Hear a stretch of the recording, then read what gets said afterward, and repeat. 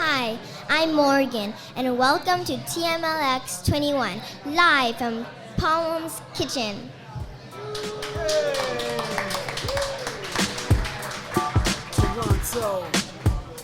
Well done, Morgan.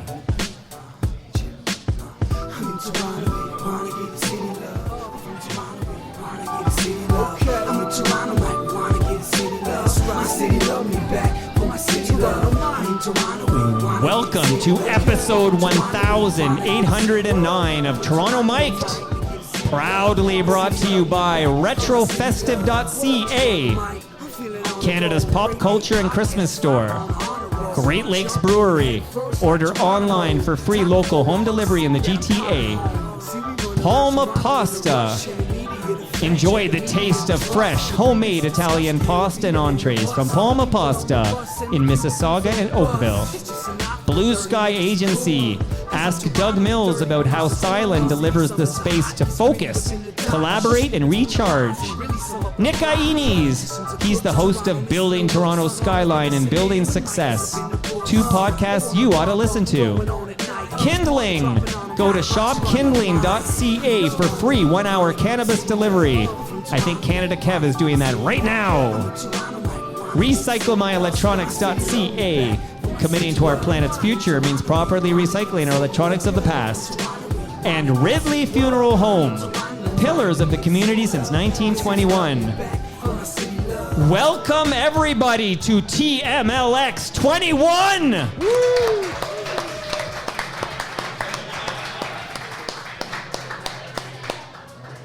Elvis, how are you doing, buddy? I'm good. I've had my cannoli, I've had a double espresso, and I'm already into the Great Lakes Brewery beer. It's good stuff. How was Morgan with her cold open? Fantastic. Yeah. She's one of a kind. Everybody, a round of applause for Morgan. I have an announcement from Morgan. Morgan, do you still have any more scrunchies or earrings for sale? She's nodding. Okay. I bought a scrunchie. Right here. So let me hold it up for the audience. Morgan has made Blue Jays scrunchies and other scrunchies and earrings, and she's selling everything. I think it's like $5 a pop. Cash only.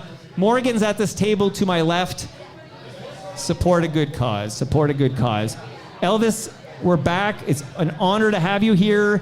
Tell everybody about how much better this room looks today. I can't believe it's been a year, first of all, since we've done this. And this is unbelievable. This place here is just a treasure for Mississauga, GTA West. This is an amazing place up here. What about Oakville? Can Oakville come here? Yeah, it's GTA West. Burlington? Yeah, this is GTA West. What about the Hamilton? You're the guy who knows all the fucking places in Toronto, the neighborhoods. You know it's GTA West. So I want to paint a picture, and then we're going to get into it. This is new Mississauga, I think. This is a... Look at the skyline behind me. It's beautiful. Mississauga code. So I want to thank Palma Pasta for hosting us today. And not only hosting us, everybody's eating for free. If I find out one of you, except for the guy in the headphones, if I find out any of you paid for your meal, I'm going to be angry. So make sure you get the voucher for the free meal. Also, I just want to say, I see a bunch of first-timers here. Isn't it awesome that the 21st TMLX event, and there's so many first-timers here? Yeah, This is my co-host, Elvis. This is my 22nd one, so... Okay, what a segue. I wanted to I thought, do I open this episode with one of the many celebrities in the room? There are celebrities in the room? There are celebrities in the room. Mark Hebscher, who we're going to talk to soon, is signing books. For the record, he's pointing at an empty chair. There's books over there. But we'll let Hebsy talk about that, okay? It's an empty chair. What if I told you, Elvis, that somebody in attendance today is at their 21st TMLX event? I would not believe it. You'd call me a liar. Yeah, absolutely. You're a fucking liar. Whoa! There you go. Working blue today. There's some children in the crowd here. It's fine. Welcome to the program, Langer. 21 for 21. Thank you, Tyler. I appreciate that. So on your name tag, Langer, you have number 97. Yes, I have 97. What does that mean? So that we were supposed to put on our name tag the episode number of our favorite episode. Episode 97 was the first appearance of Colleen Rushwell. I love Colleen Rushwell. I know, and she loves you, and that's why I picked that one. I won't go into too much detail because Monica is here, but let's say there was some frustration and chemistry. Wow. Speaking of book signings, Langer's got some fan fiction about you and Colleen that he's going to be selling out of his trunk. Was that the risque photo? Yes. Wasn't there a risque? Yeah, that's the one. No, that's not And the then risque wasn't photo. No, isn't that, or is that the children's group? That is Splash and Boots. Right, the children's group, right, with the. Oh, it was cold outside that day. Yeah. So there's another voice we've all heard. I want to introduce somebody else, okay?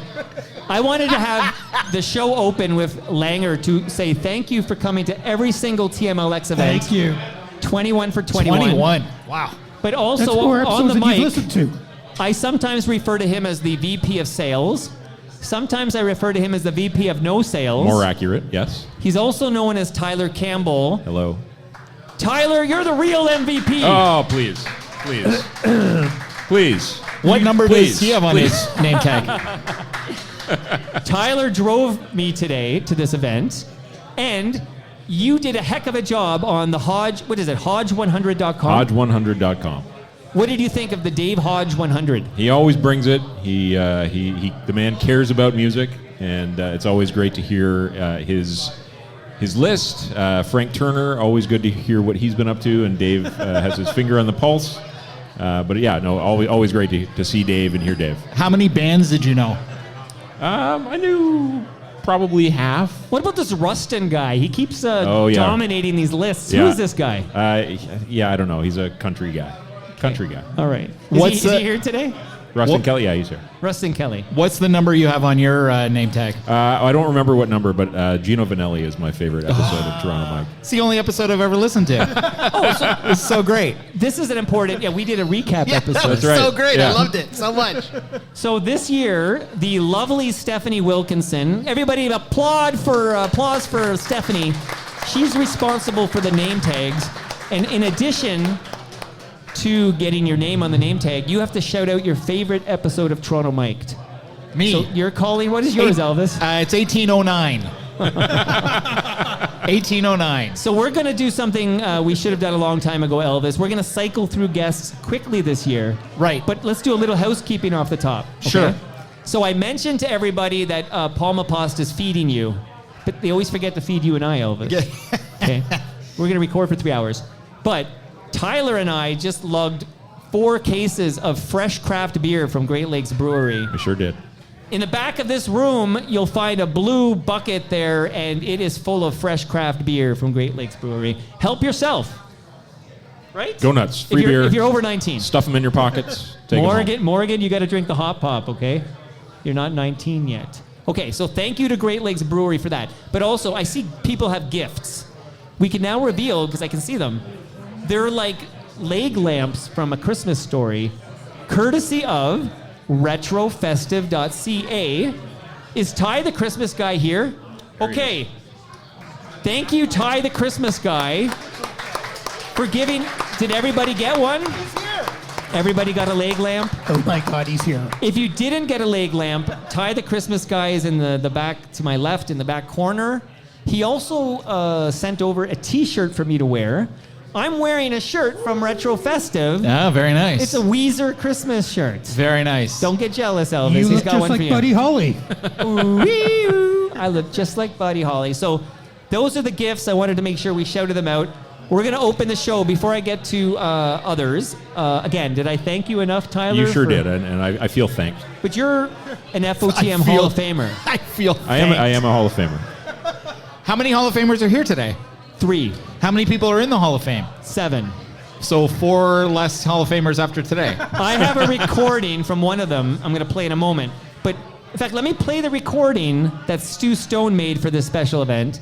And then I want the quick update on the Neil Young incident with the cannabis I could only assume was purchased from shopkindling.ca.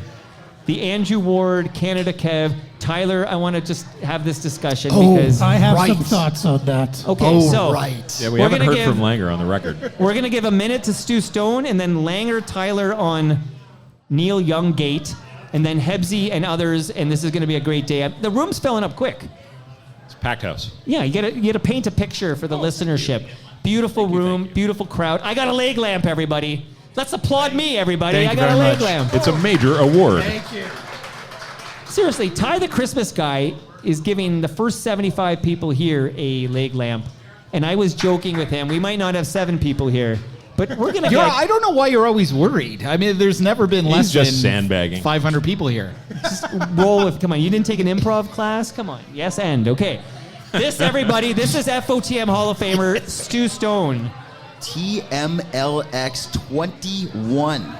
21. There have been 21 TMLX events, and this might be the biggest one yet. To all the people who are listening right now, you are in for a real treat. For those attending in person, you are getting complimentary pasta, beverages, you are getting complimentary entertainment, you are getting an opportunity to get a signature from Mark Hebscher on his brand new book, which features stories about his Zeta being a bookie. There is going to be holiday cheer. There is going to be Blue Jays sad, bittersweet hugs. There's going to be reunions with friends that you've only heard on the show and other friends you've only made through the show. What a wonderful experience to bring everybody together for this TMLX event. I wish I was there to be a part of it, but I'm here. I'm here to bless this. And I ask the podcast gods to bless all of the people in attendance, all of the people who are listening, all of the people who believe in Toronto Mike and his mission of goodwill. Happy holiday season. May you have nothing but happiness, health, and maybe some laughter along the way ahead of you. And it all starts right now. He was so trying to be on the next episode of Dark Side of the Ring with that promo. He's totally trying to cut a promo there. If we play our cards right, we might be the next episode. Okay, so everybody, I'm going to crack open my fighting weight Octopus Wants to Fight. I got the fighting weight because if I have a couple of these, I want to remember people's names. If I have the regular octopus, I'll start slurring The my octopus speech. is a good one. So this I is love the fighting octopus weight. wine. It's a lower alcohol, so it's a... Is that new? That's yeah, new. it's pretty new. You can grab one, Elvis. You'll love it. But No. let me just pass the mic to Tyler and Langer. Just give us the update on what you remember from that day at Neil Young. Okay, so if you listened to the FOTM cast in October, you would have heard the details of my adventures at Neil Young. So 2 people heard that. Exactly. That's too many as far as I'm I concerned. know. So if really, I mean, let's be honest, Tyler Campbell told a great story. He doesn't have much, really, so I'll let him have that. What I can add to it is this. When I walked into the freshwater stage that day, I thought, how can I get my friends free water? And my plan was hatched from that moment. That's good. That's good. Yeah, how long have you been working on he's that been sitting line? on that. Workshopping it. He's been Since October 19th, or August 19th. Tyler, I want to just say once again, I witnessed the love you have for Langer. We do this gimmicky bit here where you guys hate each other, but you were there for my man Langer, 21 for 21. You were there in his time of need. He was down for the count. He was down. He wasn't down. He was in a wheelchair from what I remember, from what I saw in the pictures. No, they were dragging me around. I threw him over my shoulder and I carried him. That was so great. So- in the wheelchair. Everyone, much love to my driver, the great VP of Sales, Langer, 21 for 21. We're going to cycle quickly Yeah. through the guests today. Thank you. Could I please Have a great get day. on my left, could I get a Dave Charles? Dave, are you stuffing your face full of Palma over there? Okay. Dave, you're on this mic. Is Mark Hebscher in the room?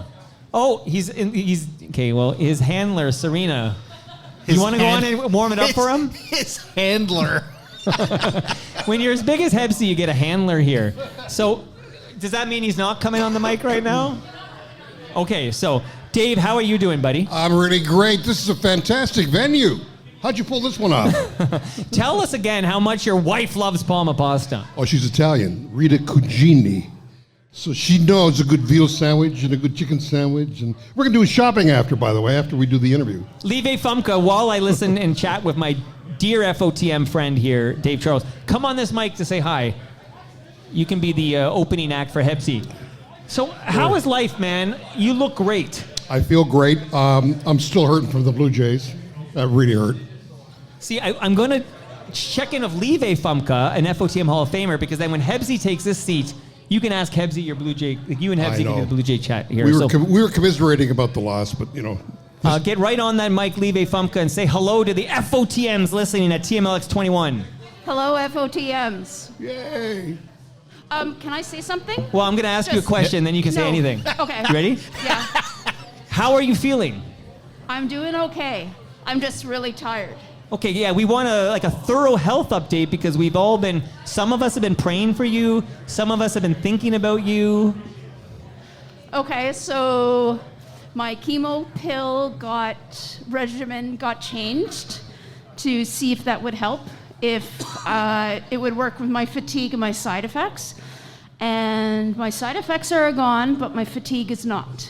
So low energy? Yes. Can you give some of that to Elvis? I like how you have to define fatigue for everyone in the Yes.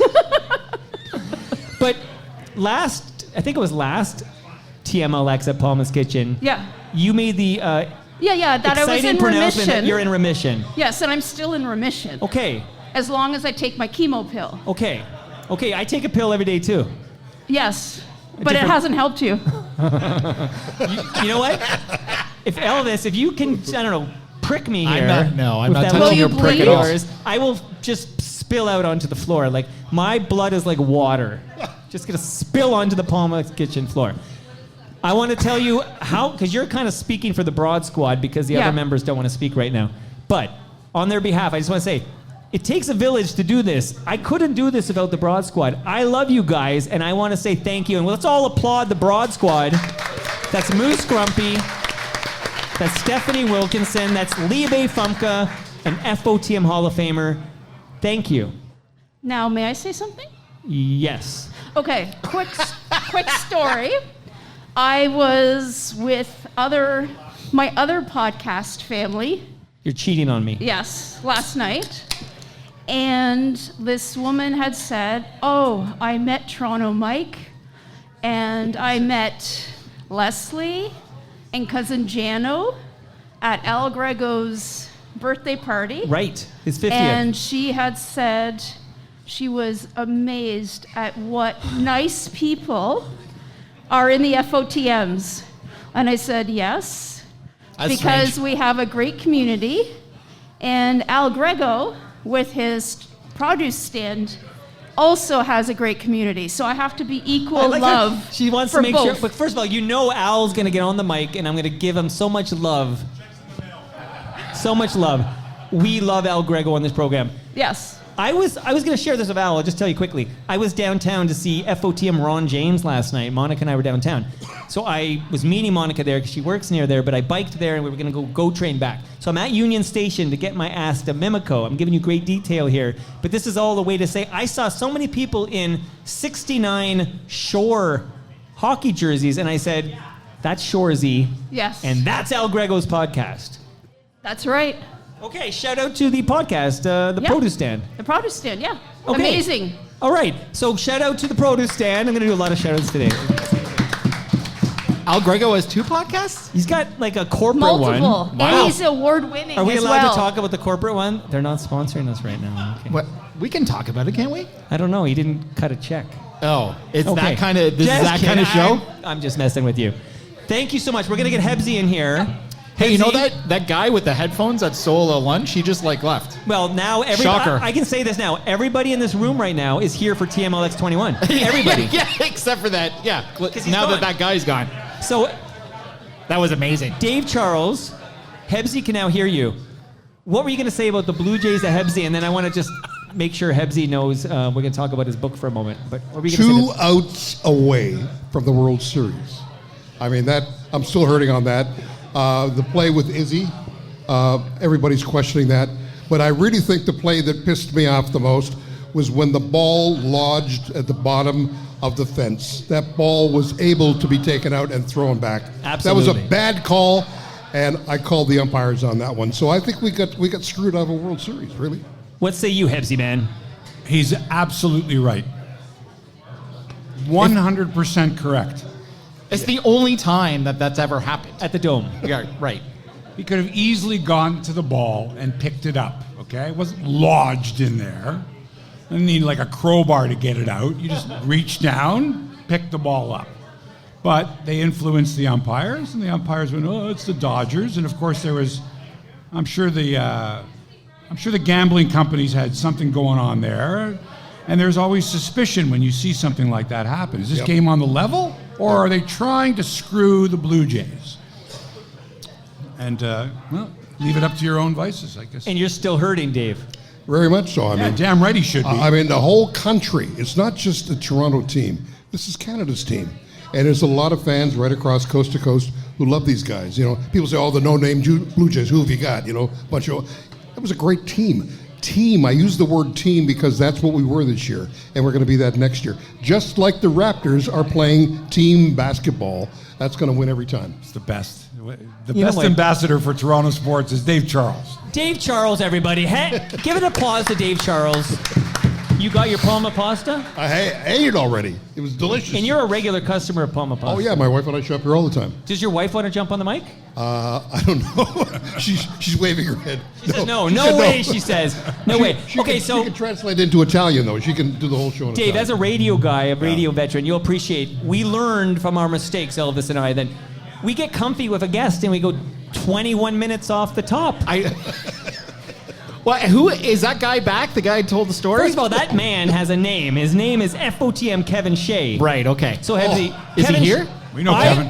And Kevin Shea, he's got to have a story. He's not here because his partner's son is moving to Prince Edward County. I got the whole story. He's not here. But I'm glad I gave FOTM Kevin Shea 21 minutes off the top of that episode because it was an amazing story. It was fantastic. We have the attention span. We have the attention span for 21-minute stories, right, everybody?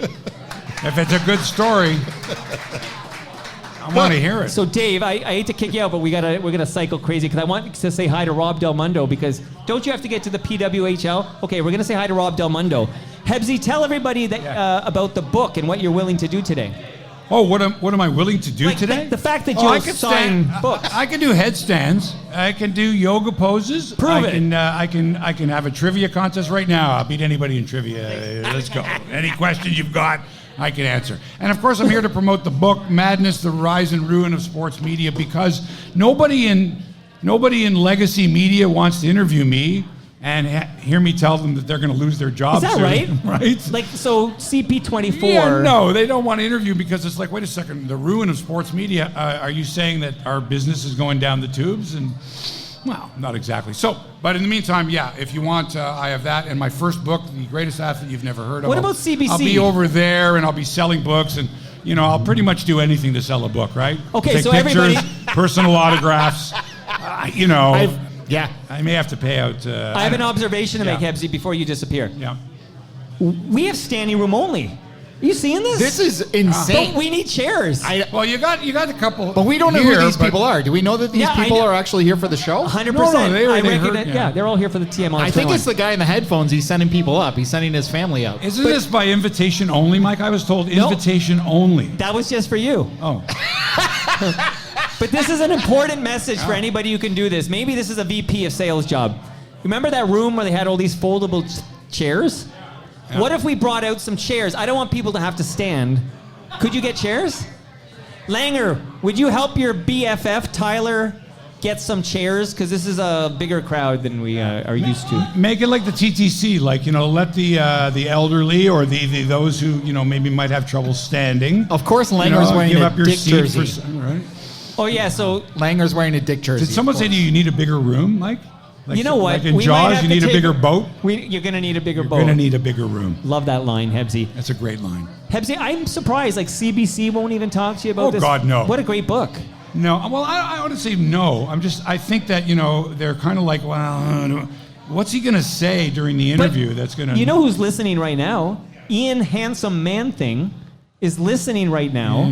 I could send him a personal note and say the National needs Hebsy on to talk about this madness. He's a traitor. I can see that now. I can see that. Before we get to our top story in the Middle East, let's talk to the author of a new book about sports media and how it's going down the tubes. Wait, Elvis made an interesting comment since Ian is listening. Yeah, does he have his American passport yet? So remind us, why do you think Ian Hanno-Mansing is a traitor? Because he's a traitor.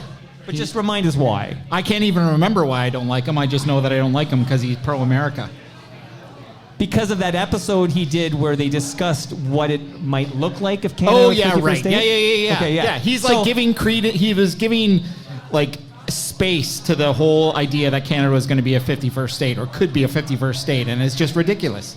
It wasn't journalistic at all. It was him trying to get into people's headlines or whatever, and it clearly worked because I'm still pissed off about it. Except for he, didn't think of the consequences of doing that. Well, there's one less listener to this podcast. Ian, Elvis speaks for Elvis. Love you, buddy. I want to say hi to Rob Del Mundo before he goes to, what is there, a Scepters game today? Tell us on the mic. Get right in on there. Yeah, thanks, Mike. Today's the Toronto Scepters home opener. Heading straight from here to Coca-Cola Coliseum. They won their opening game against Minnesota last week, so here we go. Yep. Okay, so why do they keep scheduling the PWHL opener the same day we do TMLX? This is the second year in a row, and I keep texting Jana Hefford. I love her, but it's like, what are you doing? And she says, don't send me this stuff anymore, Robbie. Just she's for, gonna, for exaggeration, may or may not have happened. Love you, Heff. But Hebsy, yeah. what do you think of the Scepters? The what? Mike, you have to understand something, all right? There's only so many leagues, so many teams, so many players, so many color schemes, so many nicknames that I can remember, that I think the human mind can only take in so much. Right. Right? You can't possibly know the starting lineup or who the players are for the Toronto Scepters and also know about the WNBA and the PWHL and the NWSL and the American Hockey League and the OHL and tennis and golf. It's like ridiculous. So I give Rob a lot of credit for being able to follow the sport and talk about it. Oh, thank you. As an observer, because I don't really know anything about the league. There's a lot going on. Or the players. I know that Sarah Nurse plays, right? Yeah. But not I for don't us know. anymore. But I don't She's know in where she Vancouver now. plays, and I don't know enough about the league or the nicknames or the color schemes. But I'd like to know more.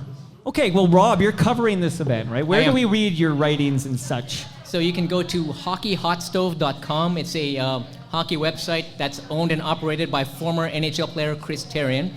So that's I'm the PWHL contributor for that one. Myself and then another American colleague Rachel are writing for that one. So yeah.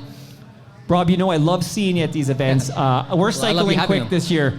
Everybody, give it up for Rob Del Mundo. Thanks, Mike. Thanks, guys. Enjoy Rob. the Scepters. Rob, thanks for buying my book too. Really, I owe you. Okay. Thank Did you very sign much. Rob's book? Of course. As soon as I got in, man. Of course, he signed it. Rob and Dale were waiting for me. For the new They arrivals. were lined up at 7:30 this morning. They thought I was going to be here early. Joe Louis, would you mind taking the Rob Del Mundo spot for a moment here, please? So, reminder to the newcomers, Mark Hebscher brought copies of his fantastic new book, fist bump, but don't disconnect me. Madness. Okay, Madness, great book about sports media, the rise and ruin of sports media. Hebsy can sign your copy. Is it $20 a selfie? No, it's wait, just a second, Mike. Don't undercut me.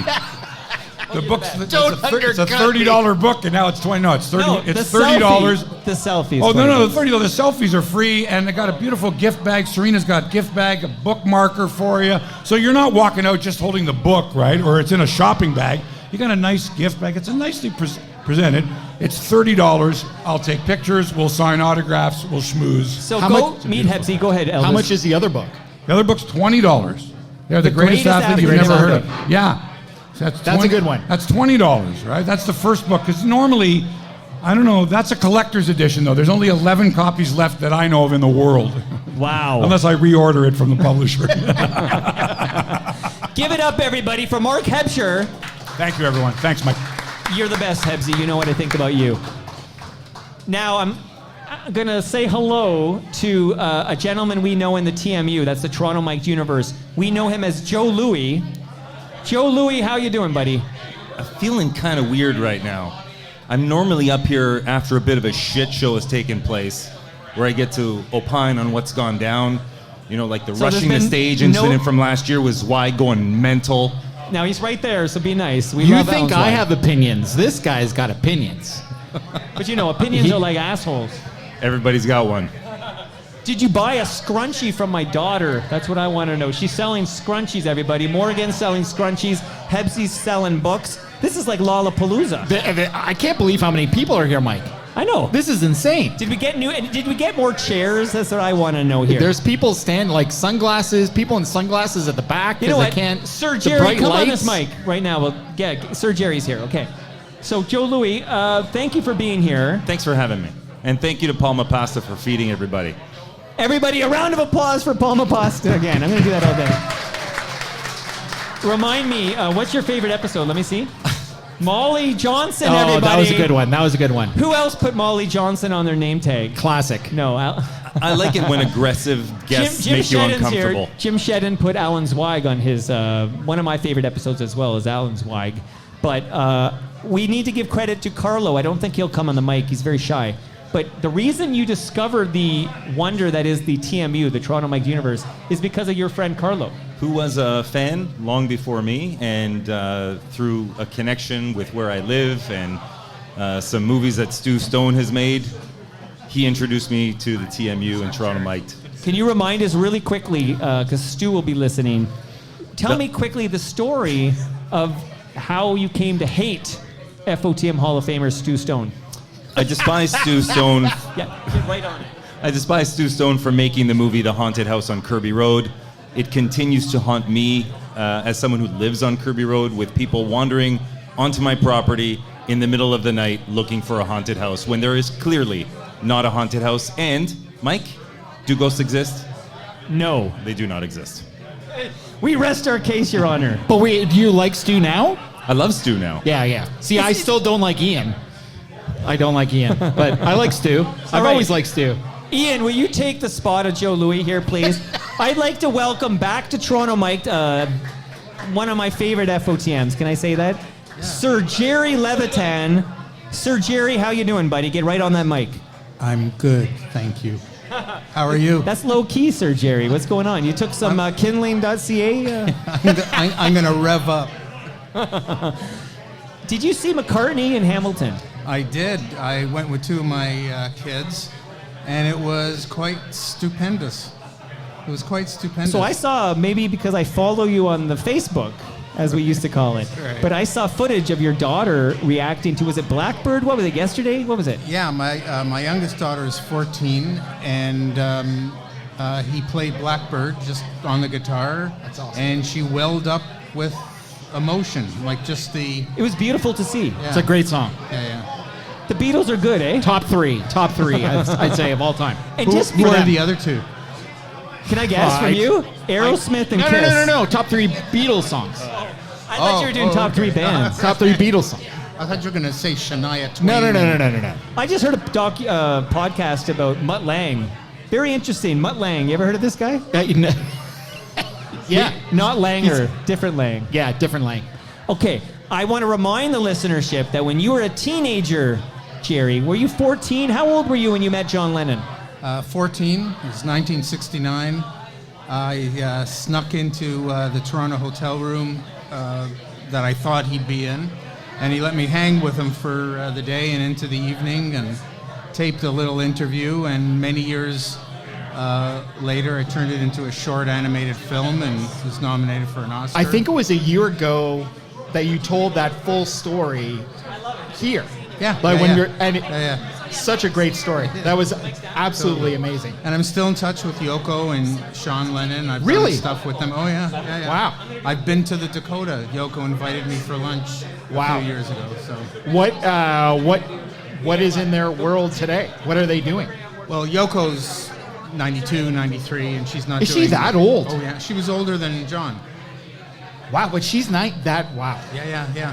But Sean And is, Paul is like 80 something, right? Yeah, 83. The fact that he's still touring is it's crazy. Crazy. 3-hour show. He might show up Nonstop. today. That's unbelievable. He's there, right? Is Paul McCartney right here? there, right there. By the way, Hey, Paul. Sir Jerry, you're smarter than us. Can I say that? Well, if you want. Okay. It's a stupid thing to say, but if you... You see? That's more evidence he's smarter than us. He's very smart.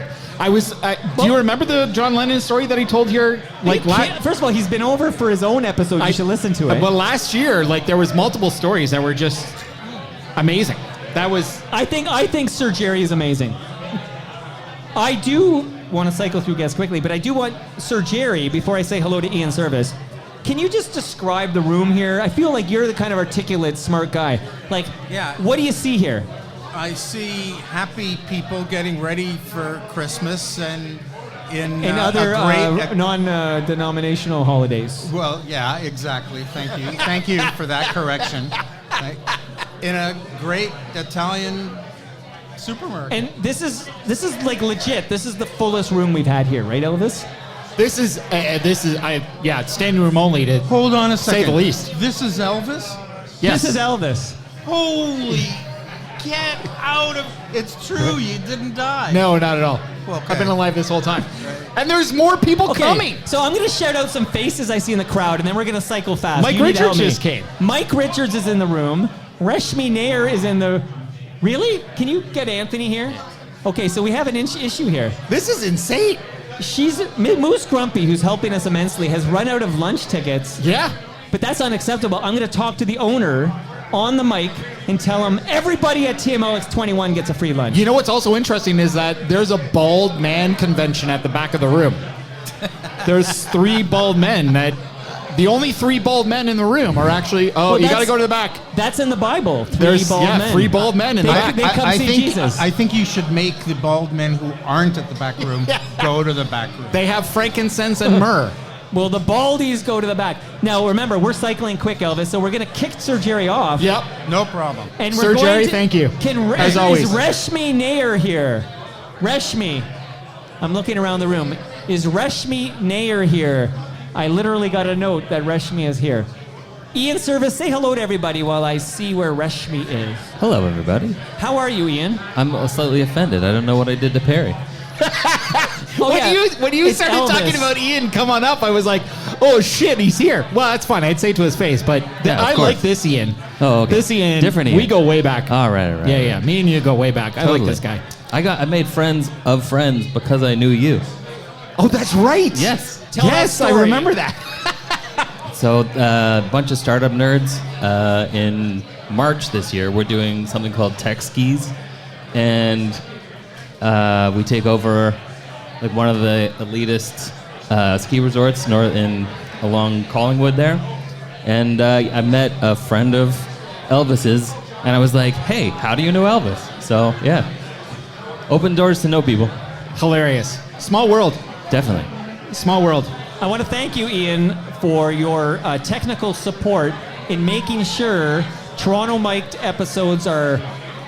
How many episodes in did he join the universe, the TMU, as you call it? I was Do you probably remember? around 1,000 maybe ish. No, probably less than that. And what were you do? How did you serve up your podcast before that? Mike, he's in guest mode right now. Yeah, he's busy. He's trying to.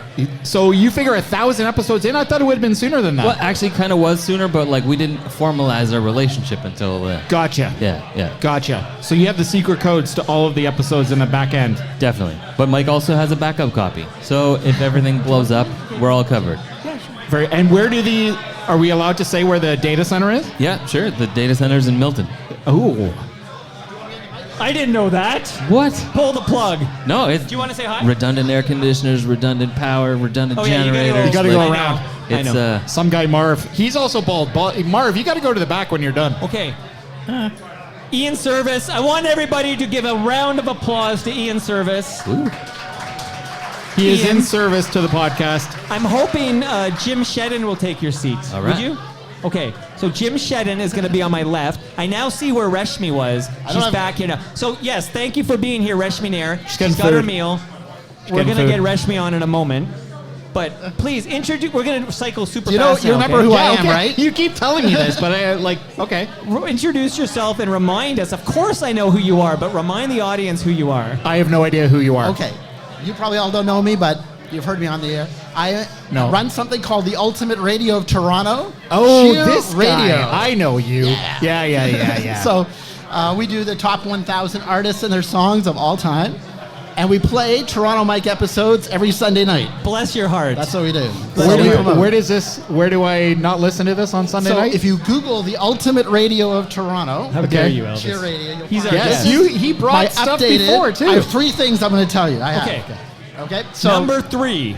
this is the top 1,000 artists and their songs of all time, and you can get that I'll actually give you a copy, Mike, and I'll give you a copy after. All right, thank you very much. I brought 3 copies. I don't know. All right, the essential guide to the best 1,000 artists and their songs of all time, the ultimate countdown. I know number 1 is going to be AC/DC. I don't even need to You open think it so? up. I put number 15 is the one you like, though. Pearl number Jam. 15. Tragically Hip. Do Rusty. you remember what you told me? Lowest of the low. The band, actually, is what you told me. The band. Yeah. I like the Okay, band. so anyway, actually, my background in radio, I saw Mike Richards here, right? Yeah, Mike Richards will be on the So mic in a moment. I used to kind of be a shadow for both Russ McLeod and Roger Ashby. So that's FOTM how- Roger Ashby. How dare you? So that's how I know Mike Richards. Oh my God. There you go. I know him. Mike, But I'm glad to see you, buddy. We're gonna get you on. that was in a a long minute. time ago, though. It was the 80s, 1989. I remember the 80s. So there you go. But that was my background. I was at the World Series, by the way. I was at that. Were you So at we Game 7? I was at Game 7. It's your fault. It's my fault. Everyone can blame me. Okay, is that number 2? Okay, so number 2 is Okay. I do on our station the top 10 news stories of the year. Actually, we do the top 10 news stories of the week every time, but I did this fresh last week. The top 10 news stories of the year. Do you want to hear it? If it's under 30 seconds, yes. Okay, and I have a song that I wanted to sing too, so I'll do that. You're next. I'll do that really quickly. Usually it does take a minute. Okay, this is the top 10 news stories of the year for year ending Okay, but talk fast. 2025. Okay, number 10. The wars continue in the world with Russia and Ukraine. And number 9, the Canada Post strike occurs and disrupts Do you find mail this service. interesting, Elvis? I'm curious. I do. Okay. I love lists. Number I 9. love lists. And number 8. In entertainment news, Oasis reunites and the Coldplay plays at the new Rogers Stadium. And Barry Manilow's in concert. And Superman comes back to the theaters. And number 7. In weather news, Toronto experiences record snowfalls in February and early Security. snow in November. Security. Okay, number 6. This is Doug good. Ford and the PC Party wins a majority in the Ontario provincial election. Number 5. The Finch LRT opens hopefully in December of 2025 while we still wait for the Eglinton LRT subway. Number 4. Pope Francis passes away and Pope Leo XIV is elected. Number 3. Number 3 is Number Canada's 3. elected. Canada elects a liberal minority government and Mark Carney elected Prime Minister of It could Canada. be bigger than with that. slim Number majority. 2. Number 2. Number is 2. The sports news. Blue Jays have an amazing run and losing the World Series to the LA Dodgers. This is the best. And number 1, Donald Trump introduces tariffs around the world, including Canada. We have to negotiate. So there you go. Okay. That's our big thing. Thank you. You're awesome. Anyway, I have a song, but I'll sing it later if you want. Since you're tough for time. Is Larry Fedoric in the room? All right. This Thanks is very much, guys. amazing. Happy holidays. Thank you, everybody. All right. It's This is Marv, amazing. right? I still Marv. need to know how it is, and I'm gonna. Yeah, you gotta listen go to around this. because there's cable. Watch out here. You have to go this way. Oh, you gotta go that way. I know. Okay, so How do a little housekeeping before I say hello to Jim The Jedden. ultimate. Okay. Did we get more lunch vouchers? Does anybody know? Thank you, man. Thank you for doing that. Did we get more lunch vouchers? Who am I talking to? Nobody in specific. Is Moose Grumpy here? Anyone in the Petrucci family? Okay, Moose, what's the word? So he'll be here in 5 minutes with more lunch vouchers. If he doesn't give us more lunch, we're gonna riot. Tell him we're gonna riot. Leslie's here. Oh, thank you, Leslie. She Oh, gave me a thank you. cookie. Oh, thank you, Leslie. Okay, so we're gonna say hello. We're gonna get you on the mic and Cousin Jano in a I minute. friggin'. Okay.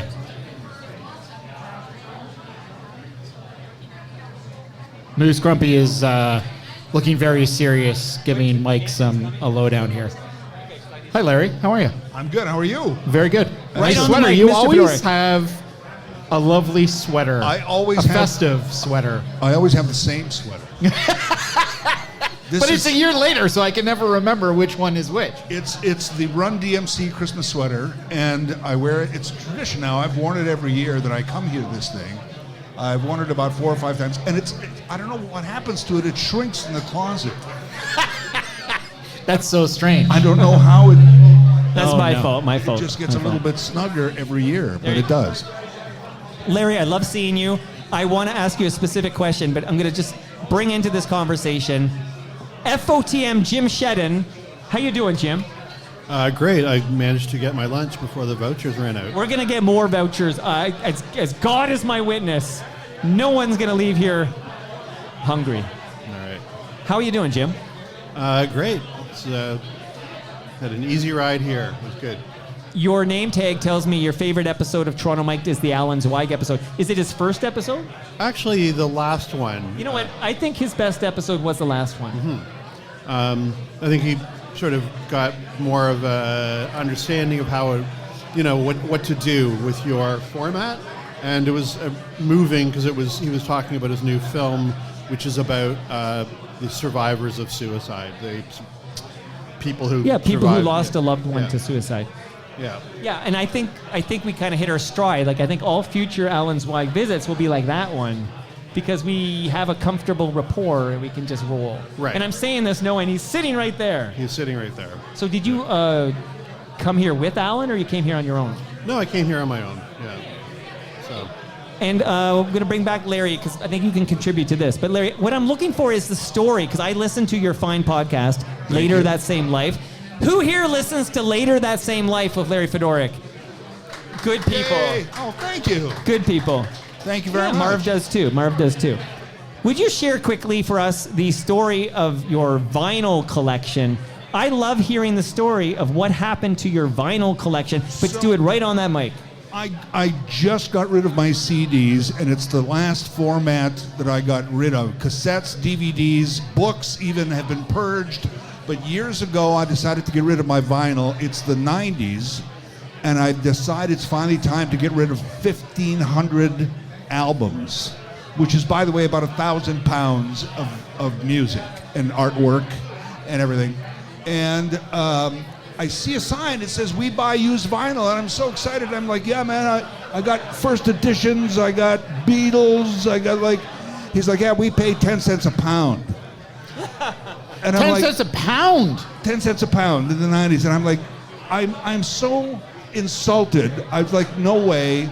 And I stay insulted for about 6 months, and then finally I decide, you know what, I'm throwing these out rather than sell them for 10 cents a pound. You did not. Yeah, so stay tuned, Elvis. So it's a good story. This is Etobicoke in the 90s, so you can just put stuff at the curb and the next morning it's gone. So I haul everything out to the curb, save for 100 of the special albums that I'll never part with. And I put them out on the curb, and I'm lying in bed, and I'm going, this is the worst thing I've ever done. I can't do this. I can't sleep. This is ridiculous. These are my children.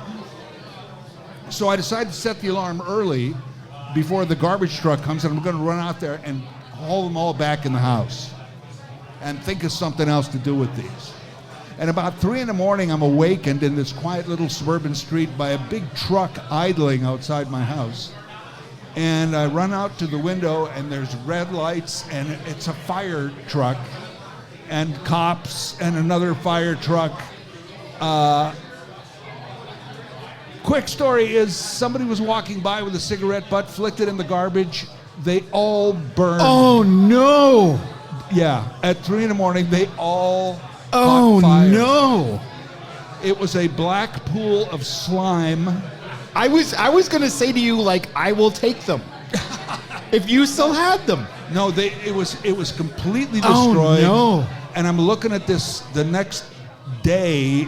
It formed into this black, hardened, disgusting-looking sculpture of petroleum-based music. Oh, no. And I'm looking at it going, in there is like Abbey Road and Sgt. Pepper's and no. Van Morrison and Carole King, and it's just gone. Did you cry? I was devastated. Yeah. I was devastated. Yeah, yeah. And I was thinking of how all those albums used to go on my turntable with this little phonograph needle making all the music, and now I'm chopping away at it with a big sharp spade. Oh my goodness. Trying to break it into chunks, and that's how it went to the landfill. So I think it's great to hear that story. That's how the vinyls went. That's how the vinyls went. Is that a wild story? But Jim Shedden, do you still have a vast vinyl collection? No, I have a very select vinyl selection. Okay. But, and do I regret it? I'm not really sure. I've so much stuff. You know, it's liberating and it's devastating. And your favorite episode of Toronto Mike happens to be Alan Zweig, who directed the great documentary Vinyl. And the sequel-ish, Yeah. called Records. Yeah, we should talk. Okay, have you seen vinyl? I have not, but I want to now. And the quick postscript, by the way, you know those 100 albums that I saved? Yeah, I was going to ask you about those. You still have them? So we moved a few months later, and they went into a cardboard box in the basement, and the basement flooded. Oh my God! Oh, so you're breaking my heart. So fire and flood, and I don't know if I had any now, they'd be eaten by locusts because it was just. So they're gone. They're gone. It's my parents were right. It was the devil's music. And the devil by fire and flood destroyed the vinyl. Oh my goodness! They're gonna get locusts next. I know. Yeah. Oh my goodness! That is heartbreaking. Heartbreaking. That is absolutely heartbreaking. These are the kinds of stories you get on Later That Same Life with Larry Fedoric. Yeah. Thank you. And Yeah. prior to that podcast, which I love. Now that's a podcast I would listen to. Well, why aren't you listening? It's there. It's free. It's free. It serves it free? up every week. Yes, it's of course it's free. But it's this. He had another podcast which was great called When I Was 8, which you should also go. It's like the Wonder Years in like Saskatchewan or something like that. Yeah, it's like Wonder Years, Stand By Me. Yeah. A mix of all of that. Yeah. Very cool. But we love Later That Same Life. And again, Larry, we got to get you back in the basement, to be quite honest with you, because I'm cycling quick. I see with this room, we got to cycle All right, quick. man. Yeah. But Thank we you. love you. Larry Fedoric, Thank everybody. you. Thank you, everybody. Thanks, Larry. Larry Klopot. Larry. Other Larry, not you. There's another Larry. We're gonna reply. Would you mind going on that mic now? Are you okay to go on this mic now? Larry's looking at He's me. pensive. He's pensive. Yeah. Okay. And I'm wondering, Larry, as I say goodbye to the great Jim Shedden. Jim, thank you for your book. Can people buy your book? At the Spacing Bookstore. Okay, well, I'm pro-spacing here. So that on 401 Shout out to Richmond. Sean McCullough. That's the only place I'm selling it. This is a memoir zine that I did. So I don't know if everybody has heard the awesome Jim Shedden episodes, but this man, like, you're an inspiration to me because your zines and everything, man, you're cut from the same cloth. I love what you've been doing. I love it when I get to see your work at the Art Gallery of Ontario. And I love you, man. I love you too. I'm going to hug him, okay, Elvis? You're hugging. There's a hug happening. Hug. All right. Mwah, mwah, mwah. Hey, Marv. Oh, Marv, he's deep in thought. Deep in conversation. Marv's had his allotted time. I want Marv to think. come back on. I have another question for Marv. What are you going to ask him? No, it's fine. Okay. I'm going to ask my friend Larry, who also has a great episode, Toronto Mike. You got to get right on the mic. Is there any chance, do you think Rita would join us? You'd have to ask Rita. She's right here. Rita's holding a beautiful child. Rita, lovely Rita, meter maid. Would you sit here to my left? What, you don't like my singing? Jesus. Come on. Jack likes it. Is it Jack? Jacko. Jack's a Habs fan. Jacob. Get out of here, Jacob. Oh, yeah. Jacob, get And out he's of sitting here. beside a Leaf fan. The guy's got a Leaf hat on. Get the hell out of here, Jacob. He's got a He's Habs got a lot of shirt nerve, on. this guy. But you know what? There's a Habs fan to your right. We'll get to Yeah, that. there's definitely a Habs fan here. That's too bad. That's real too bad. Okay, Elvis, we're going to get serious for a moment. Can you Okay, do that? let's see. Yeah. Wait, the reason you're co-hosting is you're good at tonal changes. Am I? Okay. Tonal. I was about to ask you if you heard Larry's episode of Toronto Mic'd, and then I remembered who I'm talking that was to. the one I listened to. This would be easier if you listened to the podcast. Yeah, it would. I think that's part of the charm. Larry, how do I do this, Larry? Larry, how are you doing, Larry? I'm doing okay. We're doing great. How are the Habs doing? Please. Said as a good or Toronto bad? fan, did you see the last Toronto-Montreal game? No, but you're going to just get right in front of the mic. Like, don't even look at my 5-0, beautiful I believe. Uh, 5-0, 5-1. Yeah. Wasn't it? Yeah. Yeah. Larry, it made would- me happy for many days. Larry, would you introduce me to the lovely young lady to my left? Absolutely. Beside you is Rita Halls, who is the mother of our beautiful granddaughter who's there, who is the daughter of my late son. So hello to Addie. Addie, can you, I don't know if Addie knows who's talking right now. Addie, nice to meet you. Beautiful. We should give Addie a scrunchie. Do you want to give her a Blue Jay scrunchie, like a little one? Do you have any more? I'm talking to my daughter Morgan right now. Oh, she's running low. Okay, She wants $5. That's another sale right there. Another sale right there. Okay. Okay. So thank you so much, Rita, for coming here today. I have a very heavy question for you. Sure, go ahead. Did you listen to Larry's podcast?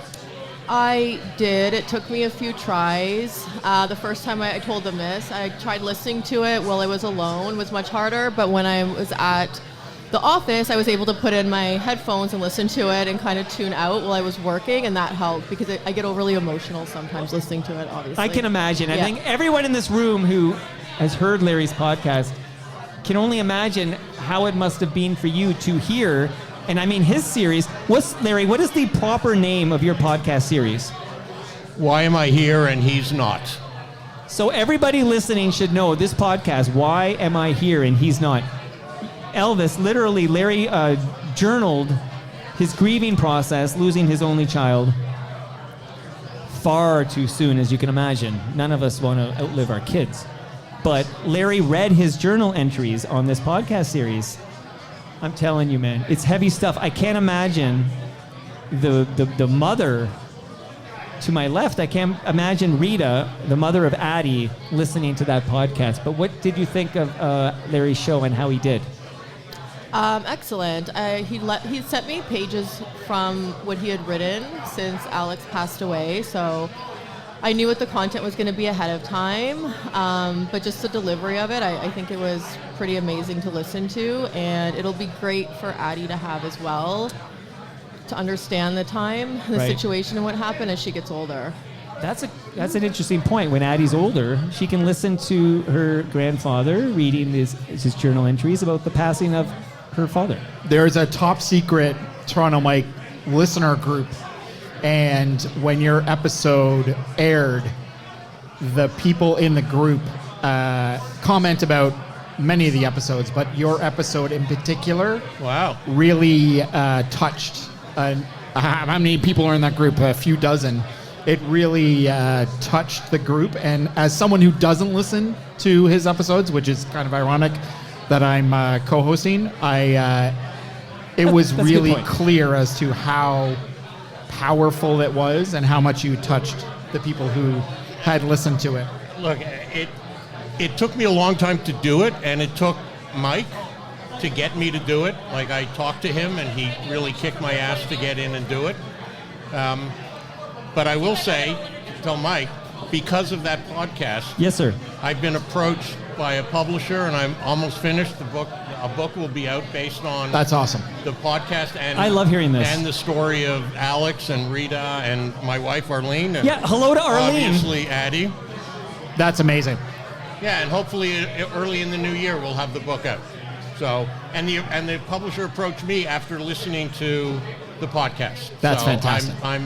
He changed my life. I've told Mike that before. Well, He we have changed time my to life. revisit that. We have 10 minutes or so for Larry to tell everybody how I changed his life.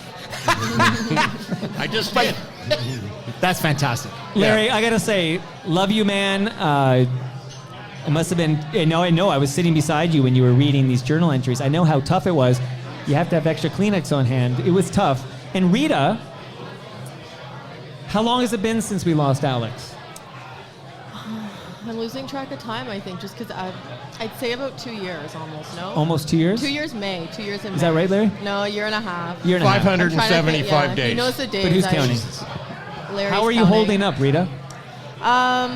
Good days and bad days. We put up our Christmas tree last Friday, and it was kind of emotional, and I was texting Larry and Arlene and my parents because the tree, Alex had brought it to us, so we set it up.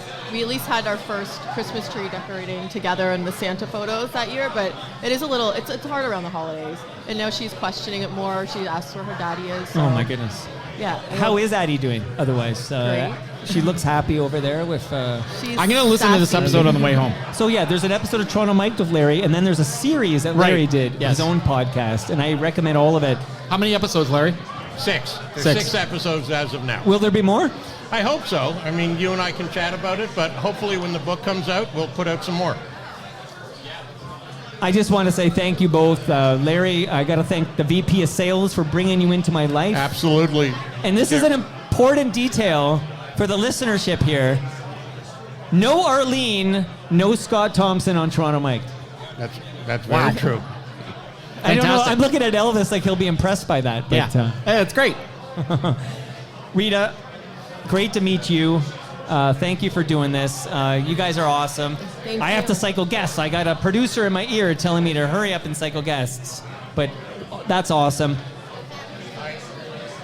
Oh, There's something here for Mike. okay. Hey, Al Grego. Al Grego. See, who is Al Grego talking to? Because that guy looks like John Tory. Does he not? The guy who Al Grego is talking to is John Tory. in this room? Is Is John Tory here? here? Al Grego. He can't hear anything.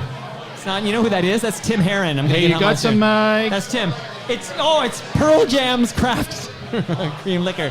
Thank you, Larry. Thank you, Arlene. Thank you, Rita. Thank you, everybody. I'm going to ask to come to the microphone 2 people. There's going to be a reason for this. This is going to blow your mind. Okay. All right, Elvis? I'm ready to Okay. be blown. Is Gabriel here? Okay, I need Gabriel, but it's Steve. Steve, is your Steve here? Steve, yeah. Okay, so Steve on my left. This is gonna blow your mind. I'm ready to be blown. You're gonna come around and come on that mic. Yeah. Get on this mic there. Yeah, be careful there, Gabe. Oh Holy boy, smokes! You see that? This guy's limber. Oh, there's more. Wait a minute. See, I know this chocolate from Larry and Arlene. I know it's meant for Morgan and Jarvis, but it's not going to even make its way home. Like, this is going to go down today. Okay, so Steve, put on the headphones on my left. This is going to go down today, and I'm getting ready to be blown. What kind of episode is this? All right, we're going to get the headphones are on you, Gabe, right? Yep. Right on the mic, and Steve right on the mic. You ready for the mind blow? I'm going to start with Steve, though. Steve, where did you come from today to be at TMLX 21 at Palma's Kitchen in Mississauga? Wellsville, New York. It's about 300 or 200 miles away. Did he say New York? Like USA? Unfortunately, yes. We have an enemy to my left, everybody. Where's Wow. security? Where's Ian Animanson? This is buddies here. So, Ian, that's Elvis talking, okay? Steve, I want to tell the listenership something that's going to blow their minds. So, firstly, that's a long distance. It took you 3 hours to drive here? Yes. What, is it what you expected? Yes. It's not even what I expected. This is insane. Any astute listener of Toronto Mike heard my episode about seeing Bruce Springsteen. I had a religious experience because a listener gifted me 4 tickets to see Bruce at the Scotiabank Arena. I took my brother Steve, his wife, and of course Monica, who I think had to go to Jarvis's robotics tournament. He's at a robotics competition. That's happening right now. But I told the listenership about this listener who gave me 4 tickets to Springsteen. It blew my mind. I recorded an episode about it. Do you know who that listener was, Steve? Me. This guy gifted me 4 tickets to Springsteen. That's crazy. Everybody, round of applause for Steve. Seriously. My pleasure. My pleasure. Have you ever met him before? No, in this person. This is the first time This I is the met first him. time. All right. Peter Gross, don't leave. He's charging the table. Peter Gross is charging the table. Is that true? Charging the table. See that man in the beard that's got a 30 on his shirt? Hubbub. Talk to him right now and see if he can fix it quickly. Peter Gross is upset with the hubbub. He's upset. There's a lot of chatter in here. He can't hear us. Oh, it's not good. Should I be recording this? No, it's not good. Steve, There's nothing to hear. I'm about to blow more minds. That's what I said, blow, right? When I get to Gabriel. But I am so freaking honored that you drove 3 hours to come to TMLX 21. Dude, I can't believe you gave me 4 tickets to Springsteen. Do you often gift, like, podcast hosts amazing concert tickets? No, just the ones that entertain me every So single you're day. entertained by Toronto Mike? Absolutely. And your wife is here today? Yes. Yes. But she does not listen. She does not listen. What was wrong with her? I have Peter Gross, by the way, talking to Al Grego about the audio concerns Peter Gross has. Can John Tory do something about it? It's not John Tory. That guy is You know, John Brad Tory. Bradford will show up. Pardon me? Brad Bradford is coming? Will be here today. Oh, that's good. Be ready. Great. So, we'll talk about bike lanes. Thank you to Steve, 3 hours from New York. Gabriel, where did you come from today to attend TMLX 21? We came quite a ways. I flew in from Whitefish, Montana. What the hell is going on? Whitefish to Denver, Denver to YYZ. Zed. YYZ. Oh, YYZ. YYZ. YYZ. You Correction. came from Montana? Heck yeah. People live in Montana for real? Are you few. from Montana? Yeah, legit. There's a lot Really? of fake. There's a lot of new fake cowboys that have moved in. but there's still enough So authenticity. what are you doing here from Montana?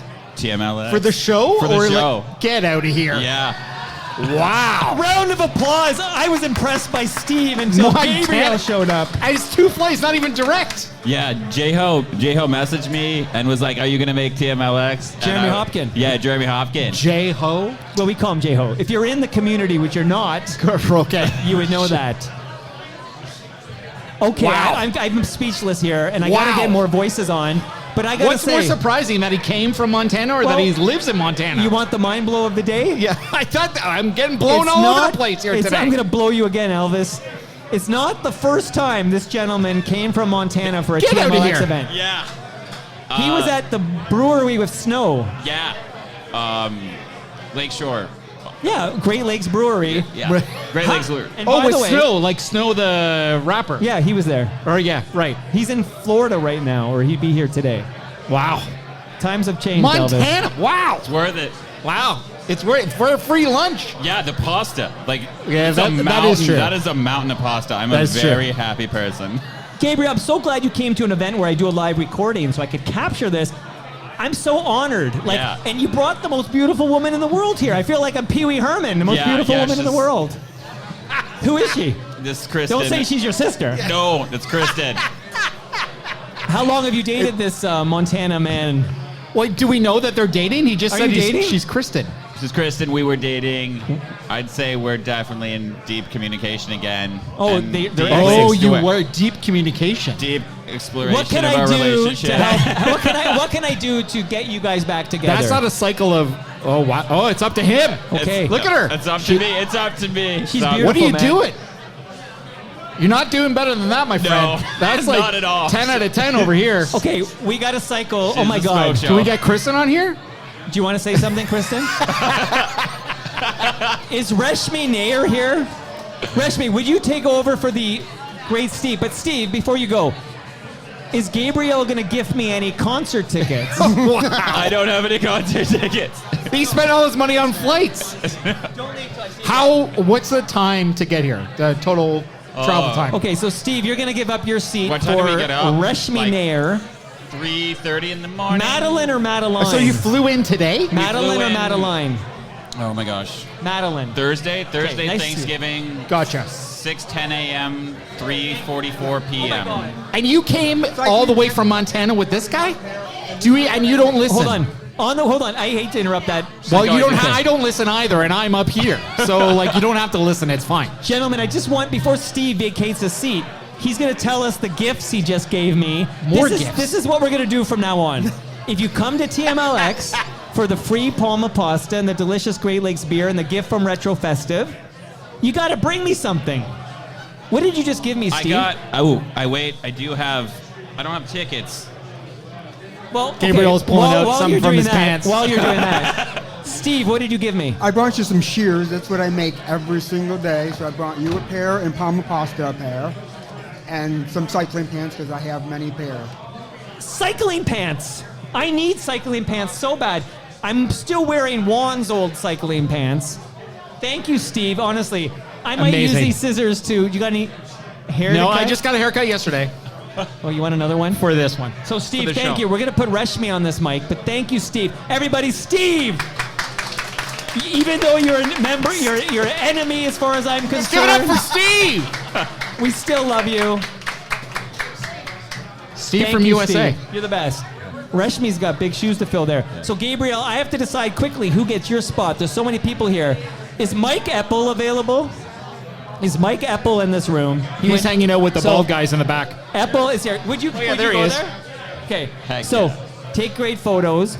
Gabriel's seat will go to Mike Epple from Breakfast He Television. has something. and He has 6 something. Yeah. You're going to give me something? He has something. I do a volunteer ice rink in Whitefish, Montana. It's been a completely out-of-pocket expense that was actually inspired by being in Toronto from Nathan Phillips Square, and I couldn't get out of my brain, and so I kind of recreated an ice rink like Nathan Phillips Square on a lake. And I've got it's like a drawing pad and a notebook, like a journal, and like a little pin. Amazing. I'm So you can write everything. overwhelmed. You can just write down. It's like any drawings or like a little notebook that you can keep on you to write anything down. Names, No, I love contacts. it. I'm always thinking. Yeah. I'll pull over on the bike trail and Yeah. I'll write a note down here. Oh, yeah.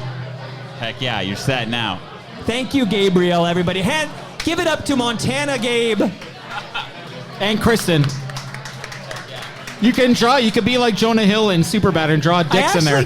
If we have time at the end, I have questions for Kristen. I have lots of questions for Kristen. I could do an in-depth interview with her. So they're for just about, friends now? No, I'd say it pretty accurately. They're in deep communication. You gotta find your way into love. Like, you really gotta find it, and you gotta work through it, and you gotta work with each other. And deep communication is what's happening right now. Okay, we'll discuss later. Mike Eppel is taking Gabriel's seat. Get that gentleman on your mic. Watch out, watch out, watch out. Watch out for The Wire. Oh, She's I love so The embarrassed. Wire. Have you ever seen The Wire? Is that a show? Yeah. Reshmi Nair. Oh, he kissed her. He kissed her. There was a kiss. On the lips? I couldn't see. I was looking She's- for a ring, she's actually. quite red. He is so smitten. I thought, is there a ring on her hand? So that's the next step if he's listening. Reshmi Nair, I'm so honored you came out to TMLX 21 at Palma's Kitchen. This is your first one.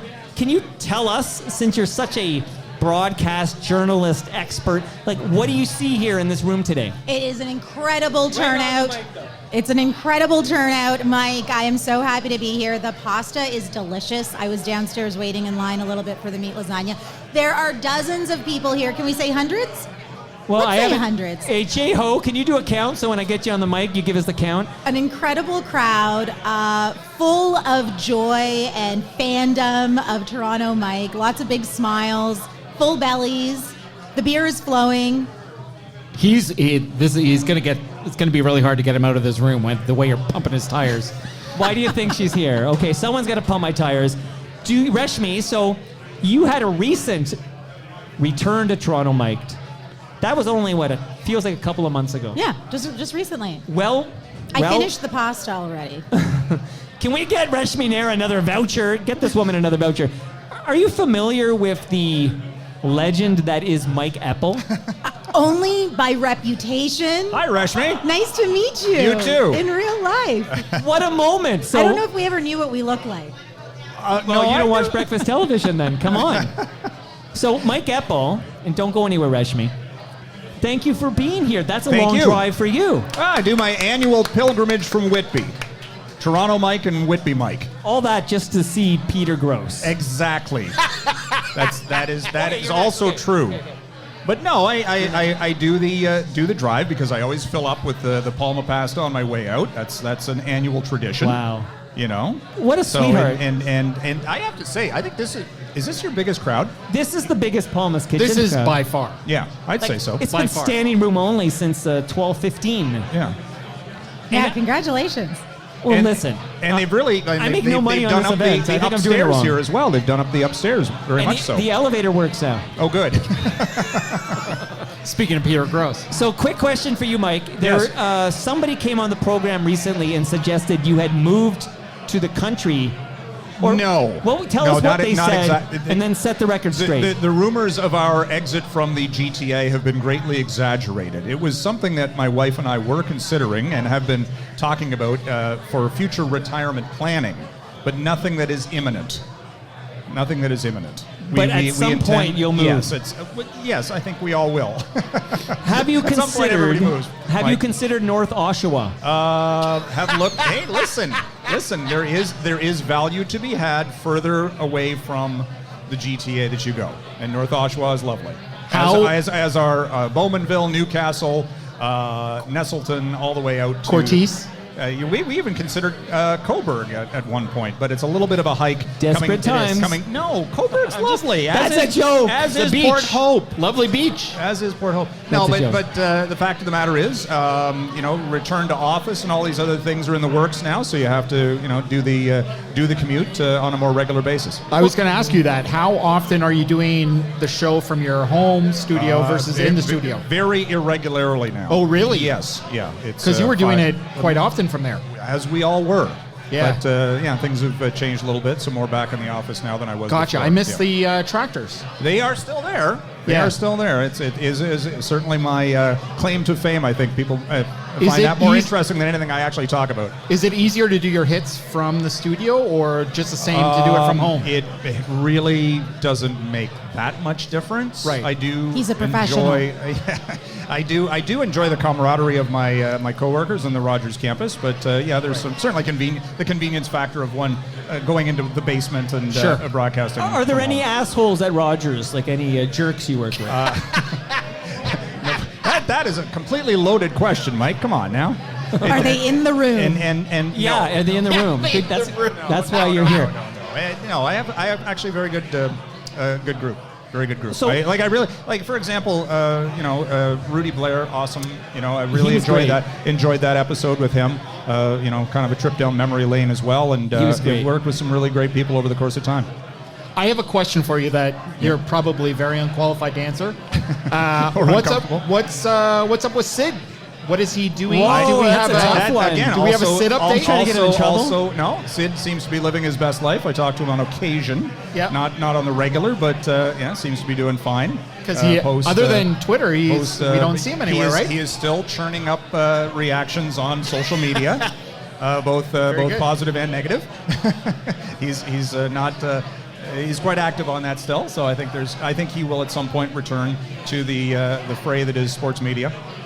Have you And read? that landscape is changing? There's all sorts of different outlets, and there's going to Pepsi be. wrote a book about how Yes, it's I was going there. And and that's another reason why I wanted to come here, because I knew that Pepsi was selling the book. And even though I've asked my wife for it for Christmas, I don't think she's listening right now. 'Cause he'll sign it. But I've signed. I But know. you know who I think is buying This a is book true. from Hebsy right now? Brad. Brad Bradford. You gonna buy one of Hebsy's books? Possible. Get it. Look. The future mayor of Toronto, right in the house. Is that what they're saying at That- Rogers? that- I don't know if Rogers is saying that, but I'm just. He's trying to. I don't want to be speaking out of turn. Wow. So Mike getting me into Richards, trouble here, Mike. don't leave. You're on next, okay? Mike Richards is up next. Yeah, you're going to take over for Mike Epple. The But voice is Mike the voice Epple, it is. I have a question for you. Yes. How familiar are you with the broadcaster known as Rashmi Nair? Very. I used to listen to her all the time. I saw her on the CP24. Your episode is awesome for the insight that goes on behind the scenes in broadcast media, Rashmi. I am blushing in front of this No, the largest it crowd. was really awesome. I like that was the real talk. Yeah. that Well, Mike episode. brings it out of us, doesn't he? Well, joining us live from Halifax, are you there, Scotty Mac? Just kidding. He's not on the mic. Oh, that was wow. That I thought I was going. I thought for sure. that would be great. Yes. Did he ever? Have you spoken to him? Bring us back together, Mike. Scotty Mac hasn't been on since you're on, but he will be back, and I will absolutely do my best to bring you back. And we could have our real show again, like we never did. So how are things since your last visit to the basement, Rashmi? And I'm going to put Mike Richards there All right. because I think from now on only Mike's on the mic. Fair enough. What do you think? So Fair enough. Yes. Listen, Are Mike. there- Go Before ahead. I leave, just happy holidays and Merry Christmas to everybody, and love the Toronto Mike universe and all of the content. By the way, you always go on about FOTM cast. That's probably my new favorite thing. I was going to ask this audience, although I've been told by Peter Gross I can't be heard in the back, apparently. It Too is much a noise. little because of the crowd size. Very loud. yes. They're all chatting, right? Everybody's talking. You got to listen to recording. Camaraderie, yes. I should have recorded this. Remind me next time to record these episodes. I want to ask if anybody can still hear me. Who in this room listens to FOTM cast? Yes, absolutely. Okay, that's I thought way- we're not supposed to. That's No, way- we are. I think it's a great compendium of the quarter to go back and listen to what you may have missed and what I want to get caught up on. I think it's a great an index. But of- you're- Tyler tells me I'm not supposed to listen Yeah, to it. because Mike Epple's a real head and you're not. That's fair. I love that you listen to FOTM cast. I know That's fair. Rashmi's wondering what the hell we're talking about. But It is. I'm as going to you give say, you. it is very meta. I understand that, but I know. I think even for casual listeners, it's an opportunity to go back and say, "Oh, I missed that," and I can January go back 2nd is the next FOTM Yeah, cast. and so the fact that And Rashmi Nair better be on it. Rashmi Nair will definitely because be Scott on MacArthur was that on the last episode. one. So I know exactly what y'all are talking about. All the best episodes are talked about. So thank you, Mike Epple. Yep. Everybody give it up to Mike Epple. Thank you. Mike Richards is taking that seat. Mike Richards. So Mike Epple, you tap Mike Richards on the shoulder and get him on that mic. Yeah, Mike Richards is ready to come on. He's born ready. She's far more attractive than Mike Epple. I'm going to turn around now. Rashmi, Oh, hi. I now remember you gave me guff for not putting you in that FOTM cast, even though you didn't qualify. Well, I've also learned now that there's another episode I want to try to push to get on, because one of your biggest fans here was telling me that you have you bring your guests back after we've been on once to talk about their favorite music, like top 10 songs. Kick out the jams. Kick out the jams. When was the last time there was a Kick Out the Jams episode? I'm going to bring you back. Reshmi Nair, this is a pledge to the listenership. Reshmi Nair will come back and kick out the jams on Toronto Mike. But can we tease? I was waiting for somebody else to show up, but I don't know if she's here. I don't think she's here. But you are in the calendar to come back with a special guest that will join us. Who's going to join us on the next Reshmi Nair episode of Toronto Mike? I've already been mistaken for Supriya Dwivedi once at this event. I've been here for half an hour. No, With the name tag? You're wearing a name tag.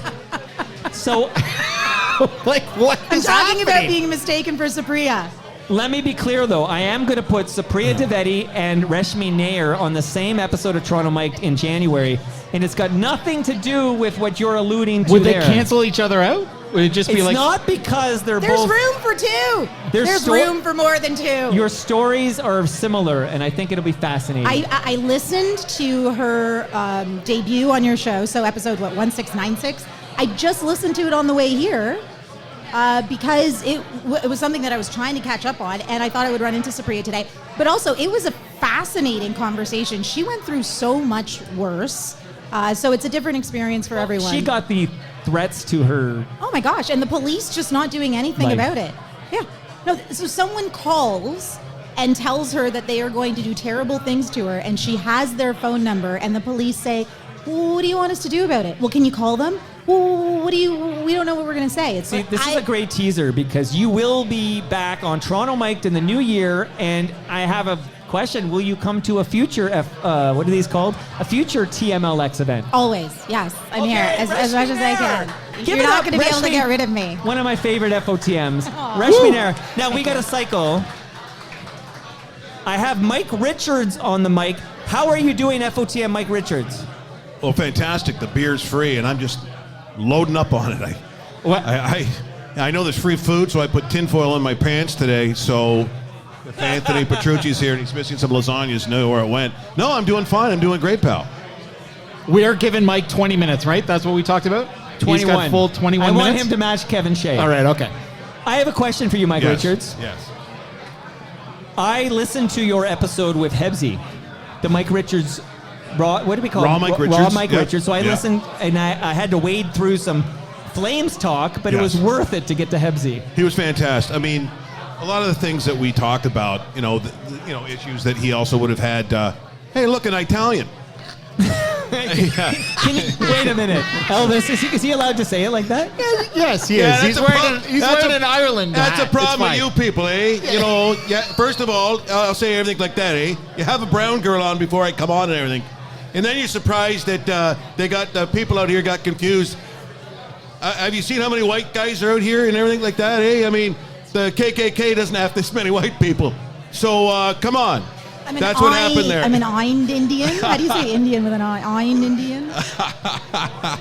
You can say it, I can't. Is that fair? I don't know what just happened. By the way, does Reshmi Nair know who Mike Richards is? I'm getting to know him. Yeah, she's really enjoying this. So I said it's been a wonderful, warm reflection of broadcast and stories until I get on and wreck it. I just remembered where I was going 10 minutes ago, but Yes. I listened to Hebsy on your show because he's God's gift to podcasters. Oh, yeah. Mark Yeah. Hemsher, here he is. He knows it There too. he is. Everybody, let's say goodbye to Larry. Oh my Bye, God. Larry. Addie, Bye, Rita. Rita, Arlene. You're like family. Didn't Hebsy write a book? You wrote a book, right? But here's. Oh, I love it. I love it. I love it. I love it. For sure. I love it. Mike's going to get together. Yeah, we're going to get with together without Larry you and guys. family.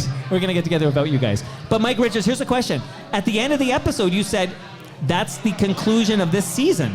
Yeah, so I go in 13 weeks increments, right? So because I'm not an employee of Rogers or Sportsnet, because I own that time, I buy in 13 weeks. So I'll be back January the 11th for another 13 weeks. Well, that was my big question. Yeah. When do you return? Yeah, January the 11th is the start of that show on Sportsnet, and then there's something else that will be very bizarre at this point in my career. Wait, is this Get a ready. Mike, Get wait, ready. Is This this is a it. Mike Richards announcement? Yeah, This no, is it. Not yet. Is this a major One in announcement? January. This in is January. an announcement of the Yes. announcement. You know, I'm great at the announcements that aren't quite announcements.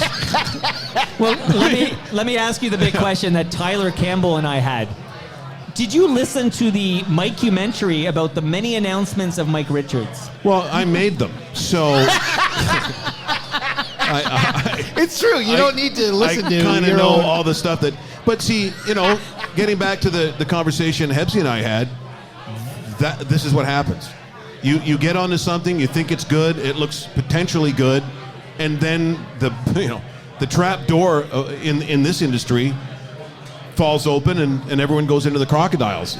There's nothing more disappointing, I think, than, and this room certainly would experience, that the idea that we had and what we created in our careers, some people going back to probably even the 70s, is that there was a time where there were creative minds in the business, where they would see someone like a Mark Hebscher, they'd see someone like myself, or a Larry Fedoruk, or you go through it, Peter Gross, and then someone says, what would be a great show? Or what would be a great shift? I miss those days because they're completely gone. They are vacuous people. Those that are in charge mostly of what gets, they're panicked for their jobs. I mean, they're happy to, and they hear someone walking down the hallway in any of the major companies. They turn the lights off, lock their door, and hide under the desk for the thought of the door opens up and you've lost your job. So when I'm trying to deal with these people and give them these ideas of what I'm going to do, they're horrified. What do you mean? Are you just going to talk about anything you want? Yeah. You can't. We don't like that. We're afraid. And so the only way you get around that is to buy the time. It's the only way to do it. How did you do this? He cut a check. Yeah. I'm getting it. Only Jim Mike Shedden Richards can buy can the do time. This. So Reshmi. This is a Mike Richards special, though. Well- Nobody else can do this. Well, you can do it if you cut a check. This is it. There's weekend time on all these sports radio stations where they'll be happy to give you the hour if you buy it. And then you can say whatever you want. Well, within reason. Well, So you're essentially like buying advertising. To a degree. So most of the weekend advertising, they're fishing shows or they're DIY shows, or they're basically using it. But what Or like a lawyer will buy an hour to talk about employment law. or Same something. thing, except they're usually selling a product. Right. I'm not selling a product. So it's kind of a hybrid, which is why I've had to do it this way. I went to Sportsnet in Calgary because I knew that would be the safest place to start. If I did it in Toronto, most of the stuff I attempted would have been shut down in the first couple of weeks. Can I ask a question? Yeah. You have advertisers and sponsors. Do you make more money than you shell out for Way the more time? money. No, I do okay. I do okay. Well, no, that's what. Yes. So you don't have Yes. to give me. You can give me specifics later, but the fact that you pull in more money than you spit out to Rogers, correct, means you're doing it right. You're doing it right on the wrong side of town.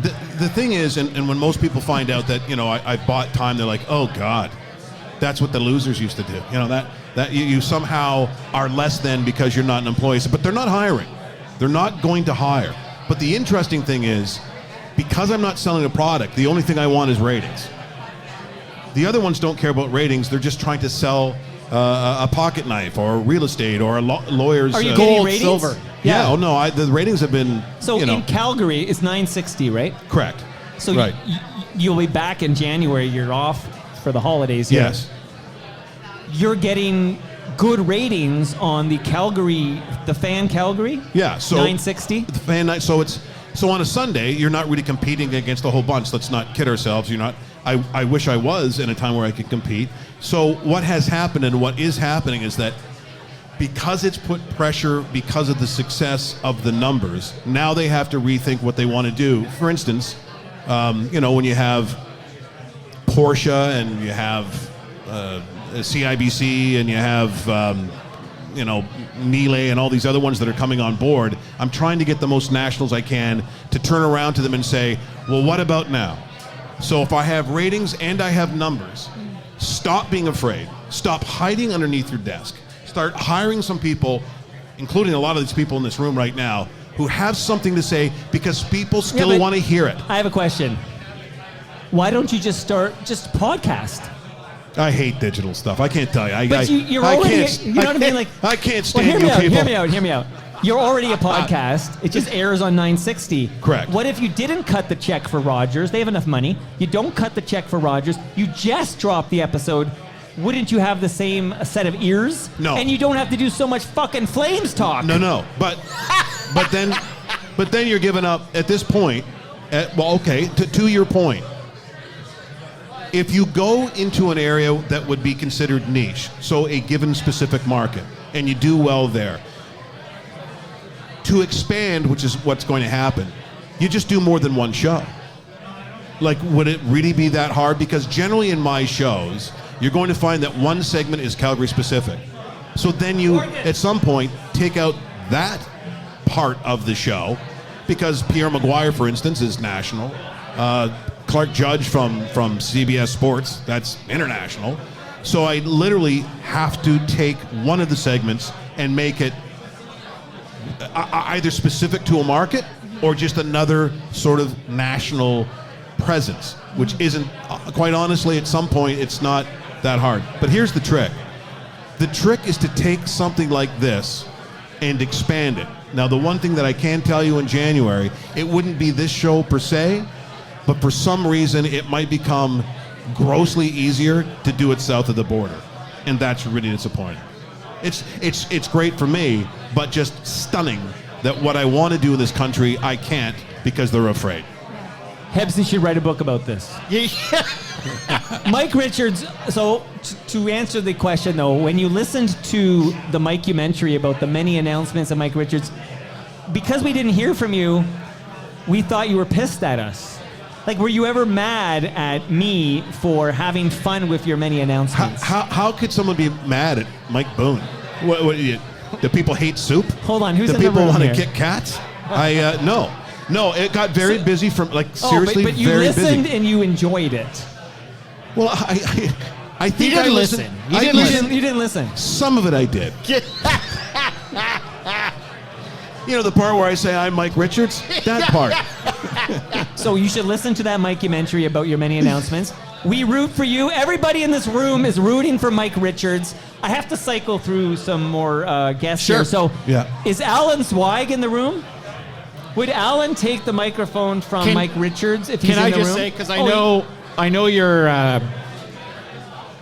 I know everybody's wondering, but ever since Gabriel got off the mic, him and Kristen have been canoodling in front of us. I've sensed some canoodling. There was so much canoodling in front of us, and now they're leaving. Put a ring on it.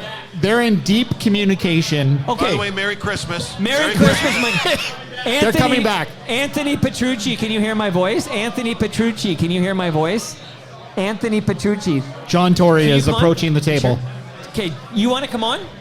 Well, just say hi for 2 seconds. I just want Robert Lawson to say hi because, you have to You got to go around. It's not Christmas unless Robert Lawson is fact-checking you. Okay? Yes. So let's just check in because he was driven by Tim Herron. Have we had people canoodle at the show before, though? I feel like this is a big thing. I've seen canoodling, but it was Tyler and Langer. Yeah, that's true. That's true. Robert Lawson. Hey, Mike. Get right on that mic and tell us, have we said anything that was non-factual so far this episode? I don't think so, but it's pretty tough to hear in the corners You of the know room what? there. Peter Gross said that. It's a lot of noise in this room, and we got to fix that for next That's year. what happens when there's so many people. Maybe people in the back of the room should go to live.torontomike.com. Maybe we should tell people to go home. Like, get the fuck out of here so we can do a goddamn podcast. Right? It's too No, popular. that's not what we're saying. I know you got to go. Who drove you to this event, Robert? Driver Tim. So I want to say Tim also drives me to the Joe Carter Classic every summer. And Yes, this is John Tory. You know this guy? Tim, has anyone ever told you look like John Tory? You look like John Tory. See? Yeah, he does. Well, he's very Just handsome. like the guy over here is the Did you lead know- singer of Sponge and John Tory. I just saw John Tory at the new Terry Fox documentary by Sean Menard called Run, Terry, Run. And he was with the woman he had the relationship with and during he's still COVID. in the relationship with They the relationship They woman. were a couple at this event. Ah, very good. They were canoodling. Are you allowed to have Brad Bradford and John Tory in the same room? Of course. You can. Okay. I'm going to have Brad Bradford on the mic in a moment. He's here, right? Yeah. Yes. I just want to tell Robert Lawson that I value his fact checking, and I love bumping into him and his beautiful wife Vanessa at Christie Pitts for those Maple Leafs games. I think Vanessa's doing all the heavy lifting in that infatuation. I'm along for the ride. Well, you're a lucky man. Can I say that? Absolutely. And it was fun having a beer with you at the Imperial Pub because we can never do that again. That's right. Yes. That's true. What do you think about the Imperial Pub going selling out there to Riot? Was it TMU? It's like a death in the family. It's brutal, heartbreaking. Shout out to Ridley Funeral Home. Yeah. Would Mr. Zweig take the mic? If you don't, just say hello. From Robert Lawson, but you're going to have to go around this cable. He said no, but then he got up. Well, because he knows I'm making him. He's rushing the table. Oh, you know what? You got to go, right, Robert? Because he felt you were too hard on Randy Bachman. Well, so I want to see some love between you before you go. And thank you, Tim, for driving. This is going to be a fight. He's rushing the table, folks. This is going to be a fight. Rush me. He's rushing the table. PTSD over here. Did I tell you I'm so happy you're here? I'm so happy to be here. Thank you. Will I see you at the end? We do 3 hours, and then will you still be here? Yes, absolutely. Oh my God, Rashmi Nair, everybody! What a great Thank guest. you. So we're gonna get Alan in the Robert seat. You have to leave now, Robert. Yeah, That's we're how that out. works. Okay? He doesn't want to. Robert doesn't want to leave. Thanks, Mike. Is Brad Bradford here? I saw him. You wanna Oh, come there he on is. tonight? Okay. Now I don't know if you remember this. This is going to be fantastic. We're not going to speak to the Mike, incident. this is going to be Tell him to put the fantastic. headphones on. You need to put the headphones I'm on, okay. please. And you get Brad. We're not going to discuss the. Can I just say something? This is going Of to be course. fantastic. Alan Zweig, everybody. I'm I'd just like going to sit back. thank Brad Bradford for his service to our community, and I wish him luck in all further elections. That was it. That wasn't what I was expecting.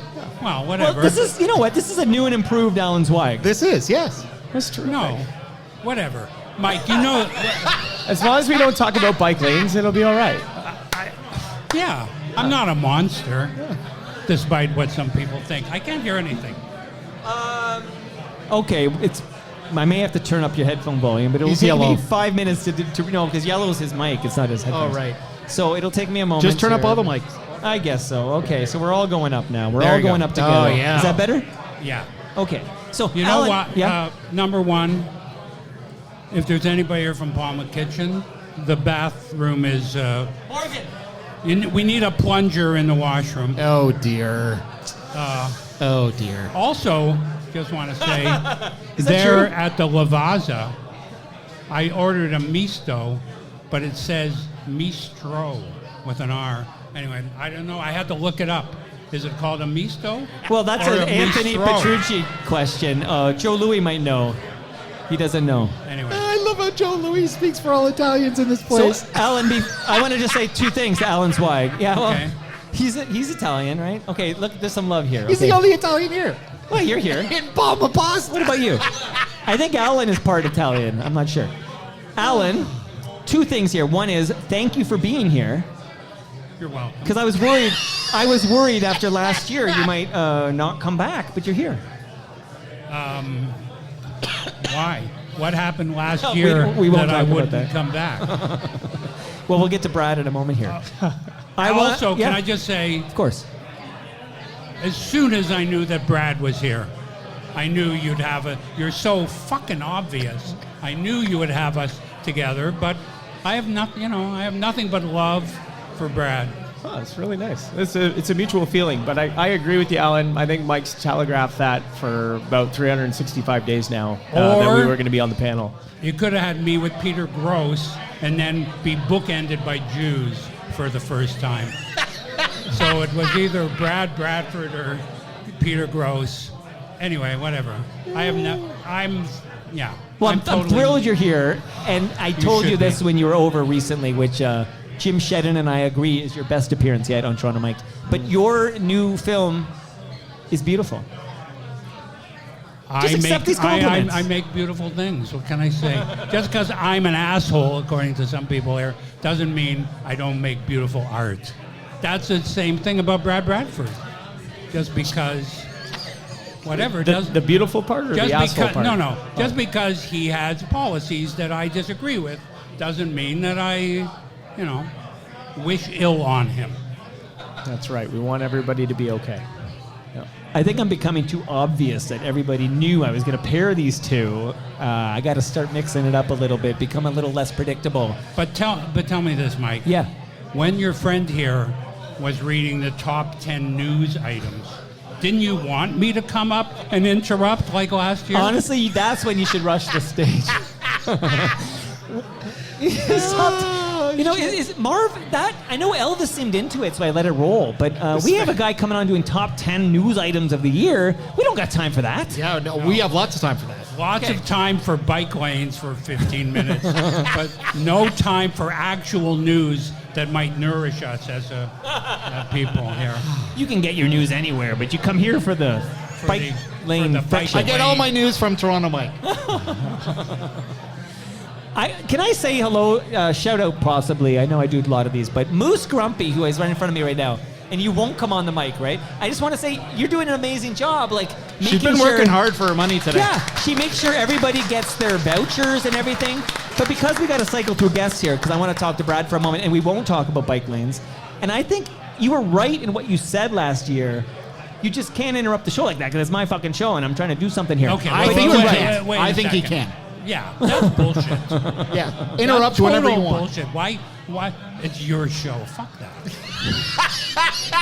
I mean, we drive out here for an hour, and then it's like, ooh, it's my show. Don't interrupt when I'm letting a guy go on for 20 minutes about bike lanes. No, I don't care. Anybody who thinks I'm an asshole because I did that, fuck you. Okay, everybody here who loves Alan Zweig as much as I do, I want to hear a round of applause. Hamilton Mike, everybody. I don't think anyone in this room thinks you're an asshole. You should have him on your show. Does that disappoint you? That we actually like you? No, I was an asshole 20 years ago, but... Not anymore. Not anymore. Not since you met me. I have, what's the word? Bits of asshole left on me, but I never got rid of all of it. But yeah, anyway, it doesn't bother me. I don't feel bad about that. That's why I came back. Thank you, Alan Zweig. We're psyched. I realize there's so many people who want to get on the mic, but I want to get... Are you a Saga fan by any chance? No. No, okay. On that note, so we're going to bring Cousin Jano on the mic. I'm glad there are Saga fans, though. Well, Bradford, Saga fans. That's what makes the world go round. Something for everybody. Brad Bradford, I'm honored you've come to yet another TMLX event. You've been to several now. It's always good to see you. How are you doing, Brad Bradford? Well, I'm just cracking a fresh GLB here for our friends that brew here in the city, so I'm doing pretty good. And that's a sip of refreshment. Is Heather here by any chance? I was chatting with her the other day. Heather's not here. We've got Luna here with us today. Okay, you got Luna here. Yeah. I told Heather, I don't know if she shared this with you, I said, tell Brad it's BYOB, not bring your own beer. I'm bringing the beer from Great Lakes. Bring your own bat. Oh, bring your own bat. Yeah, well, I have the bat in the car. Again, we're on the shoulder season of softball. I guess that's done. That's the softball bat that rolls around with the gear in the car. I got the hockey stick in there too. But yeah, I like that episode with Ed Keenan, the Batman moniker. Well, there was another episode with the bat. Alan Zweig, when he was on the program, he held a bat in the photo. Oh, I saw that. That was for you. Yeah, and that was a vintage piece. That was a nice piece of lumber. It looked very old and well aged. I don't know how that would hold up either on the diamond in the batter's box or in combat, but it was a nice looking piece. Here's a beef I have with you, okay? Because this is the home of real talk. Which one? I got several, but one big one, because we're going to skip all the bike lane stuff. But I have to say, I heard through the social media grapevine that you were going to go on a podcast to make a big announcement. Shout out to Mike Richards. I heard that. And I think this podcast might have been south of Etobicoke. Maybe? The bottom line is, you were going to make an announcement on a podcast. You ended up doing so. You announced you're running for mayor. You're the first person to officially state they're running for mayor in 2026. Mayor of Toronto, Elvis, not Oshawa. Has Olivia Chow hasn't said she's running for mayor? Not officially. Okay. Right? Not officially. So just Brad Bradford. Why did you not make that announcement on Toronto Mike? You son of a bitch! Yeah, Yeah, and you got the name Toronto right in the podcast, right? So you know what? Sometimes I'm not as quick connecting the dots like you, but we're gonna come on the show. We're gonna have a big conversation about the city if you'll have me back, because I love coming out to South Etobicoke, hanging out with you in the basement, and I'm keen to do that. Maybe we can get that on the books in the new year. I will 100% do that. I've met Brad Bradford twice. This is the second time. Brad Bradford, the mayoral candidate, is different than Brad Bradford. How so? The sweater wearing Brad that he was last year. He's just he's more polished. He's more like, You know what? I take feedback. I like to listen. He didn't engage, which I'm very upset about. I was really hoping that there would be engagement, because there were some hooks that some bait that was thrown out there. My wife describes me as a work in progress, and a lot of people do, and so just trying to get better every day. I love a good Alan and Brad conversation. I was hoping for more. Cousin Jano, Yes. what do you think of Brad Bradford? Not to put you on the spot. Oh my God. Sit And next I'm to me. next. I'm next. I think my thoughts about Brad Bradford are well known. That's what I'll say. What my thoughts about I'm gonna Brad have to Bradford. go take a look at Twitter. Okay, because he's right here, Yeah, I'm fully aware. Bro, but that's good. I just have a quick question for you. So you're running for mayor, and everything's so polarized politically, right? It's like, so there are people in this room right now who just wish you'd go away. Yeah, I think because I look around the room and then we make eye contact and they look away, and that's just generally a signal like, hey, not interested. That's okay. Like, I think actually the challenge is when you try and be all things to all people all the time, you're not necessarily always going to be in a position where you can drive the things that we need to see. And I think leadership is difficult. It always comes from a place of like trying to do the right thing, trying to do what's best for the city or your community. But not everybody's going to like everything. And as you go through it and as you grow as a person in any profession, you sort of you start to be at peace with that. It's okay.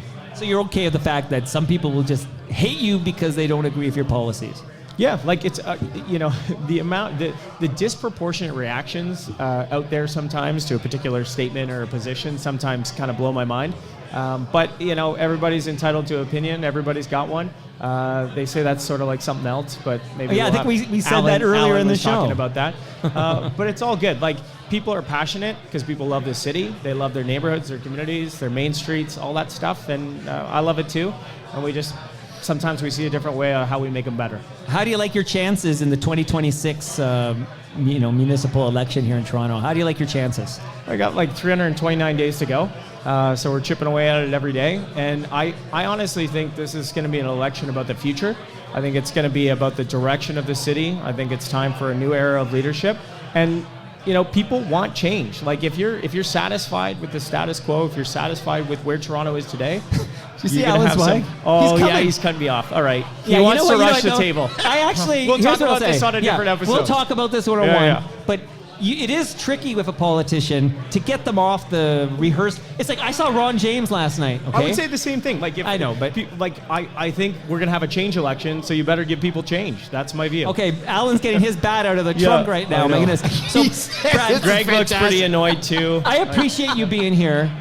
Hey, I do also... Okay, just a quick note for my daughter. Hold on. Is Morgan here? Does Morgan know Winnie's here? Maybe, does Morgan know what's going on back here? So a couple of Morgan's friends have shown up, and I got to make sure. That's fantastic. I know, isn't that lovely? Yeah. So Cousin Jano, we're about to get to you. I got to say, Brad, I like you as a person. Ed Souza, you're next, by the way. Ed, I got to ask you a question about Saga. Because I need Ed Souza on with you. And then I need Leslie on to replace Ed, because I want Leslie to critique your co-hosting debut, Cousin Jano.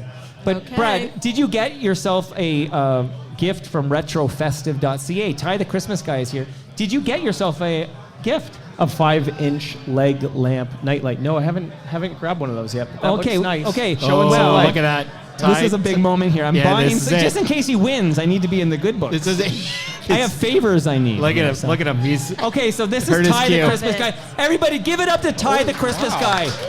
That was well played, Mike. Well played. Look at that. Beautiful. And Ty, thank you for the T-shirt. How does it look? Okay. Fabulous. Well, do you want to do 2 minutes right now before? You sure? Okay, so Ty the Christmas guy is shy all of a sudden here, but I'm getting the hook, and I don't want Everyone's to get gonna Alan get the all hook. worked up. But what I would say is, like, kudos to everyone for showing up this year. This is quite a quite a bit bigger than it was last year. I see Huge. you It's have huge. Yeah, it's Yeah. like it's standing It's room because I've been only on here. CNN since you were last year. Well, that's right. Oh, no, yes. Flying the flag internationally. Yes. It's fabulous. But the reorientation of the table, it's a great space. Anthony, friends at Palma, everybody having us here. This is great. Thanks for having me back. Okay, thank you to Brad Bradford. I can tell you Anthony's a big Brad Bradford fan. Big fan. You know what's good to do here too is canoodling. King Canoodle. Dude, thank you for being here, man. And give my love to Heather. And I'm sorry she didn't tell you to bring your own 640 bat. alum. Okay. Ed Souza, because we're going to talk about Saga for a moment here, okay? Michael Sadler. I'm going to ask Elvis some real question here. Okay, but hold on. If You're there's best. someone at the... What? See you, Brad. Nice to meet We'll see you next year. If there's anyone at the back who can bring a beer for me, that What would kind be of great. beer do you if want? there is, You want a doesn't matter. fighting weight? Something that's cold. Is there any more fighting weight? No, that's a light beer. I don't want Octopus? a light beer. Come on. You got to drive back to Oshawa, Yeah, Elvis. that's fine. Come on. There's plenty of time. He's from Where did Ed Sorry, you Souza- want to ask me a question? I want to ask you what you think of the prog rock band that is known as Saga. I love Saga. Is Ed They're Souza so coming on this amazing. mic? Do you? Yeah. For real? I'll have that one, please. Thanks, Leslie. Really appreciate it. For real. 100%. I love it as much as I love the podcast. Right on that thing. So I'm going to set this up this way. Wow. Cousin Jano's really... Are you being serious about Saga? Yeah, yeah. Name 3 songs. Go. I said I love Saga as much as I love the podcast. Okay. That's a bullshit answer, Elvis. Okay. Or is Gen Alpha calls it AI, that's bullshit. It's AI. Everybody, this gentleman in the hat, as if he needs an introduction with that hat. Let He's me not put wearing it a hat on. Hold on. anymore. That way you can recognize me. This is Ed Souza. And Ed Souza is bringing a guy, and this is all going to tie back to Cousin Jano, and then we're going to get Leslie here. I have a plan, Elvis. That's why I get nominated for podcast awards. Don't get jealous. But you never win. Like, you and Al Grego never win. No, you get Al nominated. Grego does win. I got to talk to him in a minute. Ed Souza, Michael Sadler, lead singer and founder of Saga. Is he coming to Classic Bowl in Mississauga? What's going on? Yes. Next Sunday, actually 2 weeks from this upcoming Sunday, December 14th. So it's his only appearance in Canada. For some of you that don't know Michael's situation, he's had some health issues over the last little while. But he wants to thank his fans for all the support that they provided him in Saga. So he's going to do a one-off. So a Classic Bowl on the Heineken stage. Sunday, December 14th. Doors open at 6:30. Show starts at 7. There'll be a meet and greet. So if you ever wanted to meet Michael, this is your opportunity. Did you by any chance, I'm putting you on the spot, I kind of can guess the answer actually, but did you hear Michael Sadler make his Toronto mic'd debut this past week? Yes, I did. Holy moly. Yes, I did. Get out of here. Ed, did I do you proud? Yes, you did. So, Yeah. so Yes, you know did. that's Cousin Jano. Yes, yes, I do. And she, I don't know. I think she's angling for your position. I don't think know. so too. And there's something there. Toronto Jano? What are we doing here? Oh, geez. Jano, yeah. Toronto Jano. So, yeah, I wanted an honest critique. You're a bit biased here because you're a friend of Michael Sadler. You're bringing him to the bowling alley. But Did he phone you after and go, God damn. did you Why do I find have she to made talk any to her? factual mistakes or any errors about Saga that you want to, or is No, it I mean, some of Cousin Jano's song picks weren't necessarily my favorites, mind you. I mean, she went fairly deep. I mean, you should And have when seen you what don't I had. or you don't mention Wind 'Em Up as your first choice, then there's issues, right? Ed, neophyte. And then, but you did mention On the Loose, so I'll give you credit for that one. You mentioned Scratching the Surface. Well, You scratched it for a bit. That wasn't too bad. So here's the thing. I love Michael Sadler. He's obviously been in the band the whole time. Jim Gilmore? I had Jim, as you know, Jim also performs in the band Toronto. So I just had no. Jim this past April. Yeah. Jim's in the band Toronto, and he performs I Scratching the can't. Surface I when can't. Toronto's playing. Okay, I can't. so your cousin Leslie is going to come on in a Yes. moment, but I have a question for Ed. And by the way, I was at your 60th birthday bash at the El Macombo. 60, you must that be 60? mistaken. Yeah, you must be mistaken. I think it was my 40th. Oh, your 40th. Sorry, my mistake. Where's Robert Lawson when I need him here? But here, I want to pitch this. I pitched it to you before, but I don't think it's happening. When a band is playing your venue, you have to get them on Toronto mic'd. Like, we need to get married here. We can. There's been issues of some artists don't particularly like you. Burn. But that's not from a lack of effort. It's just some of them, they're not a big fan of yours. But I'm trying. Ask mid-year what he thinks of Toronto Exactly, Mike. yeah. But in saying that, there will be more coming. We have a major announcement coming up this Thursday, December 4th. Just make it now. So He's going to make it on January 11th on Mike Richards' show. Yeah. So we have 6 massive artists coming for our 2-day Ronald McDonald House fundraiser called McBowl, which is the largest indoor music festival in North America. A lot of UK artists are coming. UK. The Beatles. Do you want to guess? UK. The Beatles. UK. It's the Rolling Stones. Yeah. And so keep a lookout for that. We're unveiling it on Thursday, December 4th at 10 a.m. to be exact. But I'll give Mike the heads up. Okay, Ed. Sorry, what venue? At Classic Bowl in Oh, Mississauga. Classic Bowl. Yeah, Okay.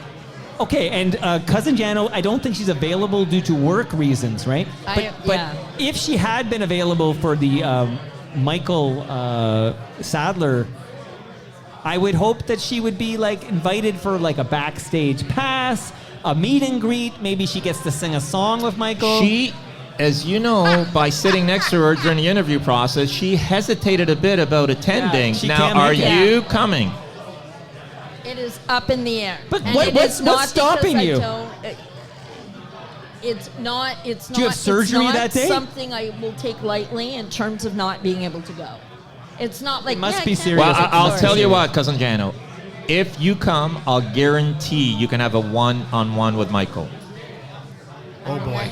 Yeah. Oh, okay. boy. We'll see where I land. You It's can like- canoodle with Michael. No, I do not want to canoodle. Mr. with Merrick, myself. I actually need you. Okay, so everybody give it up for Ed Souza. I saw you brought your wife here. Yes. Way too beautiful for you. What's I going on? I know. Okay. By the way, where's the food, Michael? I'm waiting for the food. I haven't eaten anything yet. Okay, I starved myself for 2 days. Moose Grumpy. See, they don't hear us. She can't hear. She can't hear. Ty, Okay, the Christmas guy's that leaving. that woman in the green shirt will give you a voucher and you'll get a free meal. Get one for your wife. And thank you for dropping by. Love talking to you, and I'm glad I got you on with Cousin Yeah, and Jano. thank you. I don't. were We you gonna- haven't met, but I think we will. Yeah, we'll have a chat after. But Okay. my question is this how this whole thing happened? That where I ended up in the basement? Did you two have a contact? I'm yeah. trying to sort it Yes. out. I wrote an email to Ed Souza, the Okay. man to my left, and I said, I see Michael Sadler's coming to your venue. Right. Could I have him on Toronto Mike? And then he introduced me to Michael Sadler's PR person or whatever. Right. We Okay. cooked it up, and then I went to you, Cousin Jano, and said, I'm not doing this without you. Right. So thank you. I mean, You did a great job. So was my overwhelming. next interview will be with Cousin Jano. Thanks. Okay. Thanks, Mike. Okay, thank you so much. I'm going to do a... So you're... Ed, we have to say goodbye because I'm going to cycle quick here. I'm going to get Mr. Merrick. It's funny I'm calling him that. Where did he go? You were going to put Leslie on. This will be... No, I'm going to get Leslie on. Leslie Oh, okay. Warren. But you're going to come on. Josh. That's your name? I had no idea. This is a 2-minute... You're the best, Ed. Thanks, Ed. 2 minutes with this guy because this is a fun little story because I don't want to lose him. And then Leslie on, and then we wrap up with... Okay, you know what? My feed gone. Time out. Come on, J-Ho. We just... Ed Souza just tripped It's all good. over It's all good. It's part of the video. show. We're live. Fuck it. We'll do it live. Okay, but you're going to have to go to live.torontomike and see how crooked that is right now. So, oh my goodness. Okay. Oh. Yeah. You spelled Darlene wrong. Okay. Wow. So you should have seen the desk there you just got from Moose. Well deserved. I love Moose Grumpy. Thank you for fixing that. I don't know. I can't look right now. So, Yeah, look this good. is a quick fun story. And, oh my God, I just saw Professor Pricklethorne is here. Professor Pricklethorne is here. Oh my God. I have no idea what that is. This gentleman to my left once, he taught my third-born child, Jarvis, and I learned he liked Toronto Mic'd. Maybe introduce yourself, mystery man to my left. Do it right on the mic. Well, I'm happy to be here. Thank you very much, Toronto Mic'd. I've taught Jarvis and Morgan at 2nd Street Junior Middle School. You're teaching them gym now, right? Yeah, phys ed right now. I'm a phys ed teacher. We're having a great time in the gym and just happy to be here.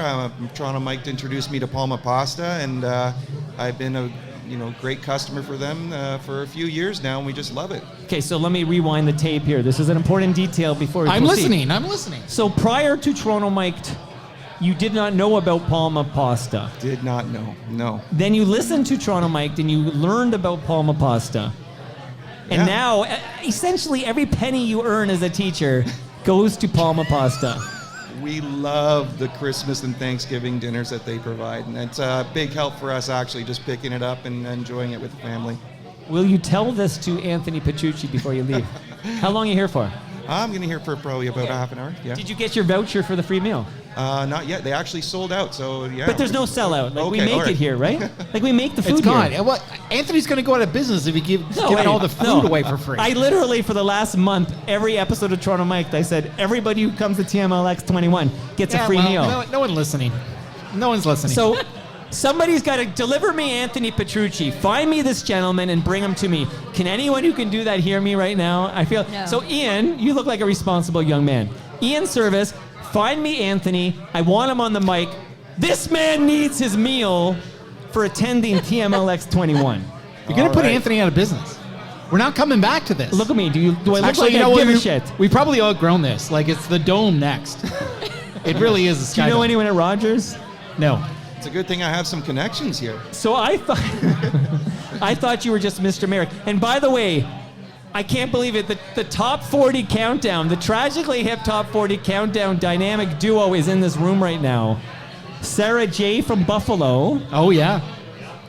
And JD. Yep. Do you know this name? Yeah. Jamie Do? Yeah. I'm going to talk to them in a moment. We got to cook with gas. Can't Elvis. wait. Can you Yeah, do this let's with me? do it. Let's do so, it. we're kicking Mr. Merrick out, who I just learned is a Josh. Make sure you don't leave till you tell Anthony Petrucci what you do with the Palma Pasta. Absolutely. Oh, someone got some food. Morgan, do you see your gym teacher here? Someone's excited. We got 2 girls here at the front. They got food. They got Maisie, food. Winnie, do you see Mr. Merrick's here? Oh my God. Do you want on the mic later? Maybe at the end we close with the girls. Sure. That'll be fun. Thank you, Mr. Merrick. I All need to right. give your seat to so many people still to get on. My mind is Leslie's exploding. coming on. You already said Leslie's Leslie coming on. Taylor. With cousin Cousin Jano. Leslie is cousin Jano's cousin. That's how this came to be. Is that how your cousin Jano? Yeah. Yeah, she So said, come don't one go- day. you're when not I was leaving feeling yet, are a you? bit- I'm feeling a bit low, and she Can said, you come come on to mic? this event. You don't want to? And I came, and the rest is history. How long ago was that? A couple of years? 3 years ago? 2 You know, years ago? we've never met, have we? Yeah, we have. We have? Oh. Yeah, but you've always been on the mic, to be fair. Gotcha. I've always thought that, because you're in the WhatsApp group, Yeah. I've always thought for some reason that you're a man. I never put 2 and 2 Well, together. there you go. And now you're blowing my mind that I cousin know. Jano's a woman. Like Michael Sadler. Not that I talking would wanna- to some voice. Yeah, yeah. And then turns and it says, oh, it's a woman who listens to well, now prog I know. rock. Now I'm going to know who cousin Jano is Yeah. when, you know, We've been in the people same are room fighting in the anytime. group. Yeah, I There's don't a lot of fight. fighting in the group. No, I was actually saying earlier. There's fighting. No. Maybe There's- it's coded. I don't see a lot of it. There's fighting. Yeah. Joe Louis is usually fighting with people. Well, there's that. Elvis, you're There never is in the that. group, so what are you talking about? That's true. I'm in the group. Hardly ever see you in there, though. I'm in there. I took my headphones off for the last 5 minutes. Did I miss anything? Cousin Jano and I were chatting. Okay, so Yeah. I have a specific question, and we got to cycle through these last. I'm seeing faces here I didn't know were here. My goodness gracious! And I'm going to close with the girls, if possible. These girls are like a Winnie and a Maisie and a Morgan, but this is happening closer to 3, so don't go anywhere. Yes, but closer to 3, so you got a bit of time here. You can warm up in the bullpen. They're leaving before then. They aren't allowed to go. Now I'm just. Oh my God, Carla Collins is here. Carla Collins. Carla Collins here. Get that F. What? F. Yes. Okay. Oh my God. So you're fucking in right. a minute, don't go anywhere. Don't let Carla Collins leave This is Palma's fantastic. Kitchen. I've never met Carla Collins. Me neither. awesome. But I can't wait. I feel like weak right now. You This need is- to take yeah, over. yeah. Take over. Carla Collins is here. Leslie, Yes. I need real talk from you. How did Cousin Jano do on the Saga episode? She was fantastic. She Her was cousin, tell me the truth. No, she was so well prepared. She asked really good questions. She didn't just stare at a Wikipedia page and pull up questions from that. She wasn't a fanboy? Well, she No. was a fanboy, but she Oh, did I fanboy was a little so- bit. I didn't sleep for 3 days. Listen, I've been listening to Jano talk about Saga for 45 years, so there wasn't a lot that I didn't It's already true. know. What and do I you think did- of Saga? I did. They're fine. Not really. I like the hits. That's about it. Oh, you wanted to know what my favorite episode Why are you is? staring at Leslie's chest? Because she has her know. favorite Well, episode on Gotcha. My favorite episode was Chris Tate #1. So the wrong Chris Tate. The Lazarettes. Yes. That's bizarre. yeah, But is it because I thought he was the other Yes. Chris Tate? It was a great episode. The most awkward episode ever. Yeah, or the it was- first 10 minutes of the episode were the most awkward episode ever. How do you think loved I it. felt? Okay. Yeah. More awkward than Molly I Johnson? actually, I felt similar sensation to what I felt when I saw Carla Collins is I here. know. It blows my mind. I can't believe that. What's your favorite episode, cousin? Can't be the one that you were on. No, the Father's Day one. Oh yeah, you know what? A bit of bias though, but it was a beautiful Well, episode. I mean, come on. Oh, was that Larry's? Russ Taylor. Yeah. Right. Yeah. Oh, right. Yeah, it's my uncle. Right. Yes. My cousins and right. my uncle are, when I hear my uncle's voice, and Dave Van Horn, who I've known since I was a kid, didn't even know it was that was a important. wonderful episode, It was. and I remember It your was- brother was on that episode, Yeah, and it was I fantastic. How many other families have every member been on Oh, Toronto yeah, Mike? that's true. That's a good one. Not Yeah. a lot. All Does that three make us Hall Taylor of Famers? siblings. Who's the guy that writes shit down and keeps the log? I think Isn't that would a be Tyler Campbell. trivia question that guy should write down? Isn't there a guy that keeps a log of all the guests? I'll mention it to Tyler. Yeah. that's Tyler Campbell. Yeah. Tyler Campbell. That's So it. we've had a whole family. So cousin Jano, just Yeah. to your relationship Yeah. with Leslie Taylor, you're obviously her cousin. Yes, our mothers are our sisters. How did Leslie Taylor, bring you into the TMU, the Toronto Mike universe? Do you want You want your real talk? But right into the mic. Right. Oh, sorry. I know my spot's a bit off today. Sorry. So I literally ended my PhD 2 days before. Is this a long story? No. Was feeling really down, and Leslie said, "Come to this event. It'll be really great. You'll have a good time." I met Rob Bruce. We're chatting away. I met you, and I was like, "Oh my God, it's great. Done." That's Who's what I got better, in. me or Rob Bruce? Rob Bruce. Where is Rob? No He's not hesitation. He's working He's on in- Broadway. Yeah, no, he said it that's wasn't right. coming. Yeah. So that's the answer. Sorry. So I want to say thank you for co-hosting the Michael Sadler episode of Toronto Mike. That was. You were great. And we did a half an hour before he arrived, and Yeah. we did more after. Yeah, got fact checked by a Danish guy. Yeah, yes, because you said this was the first album by Isaga, and it wasn't. So No, I know. Even Denmark has their version of Robert Lawson. I know. But you're incredible, and I'm Thank glad you. you're here. Thank you. We're Thank you. cycling. Don't worry, I Thank got you. the song loaded up for Lucas. Don't worry.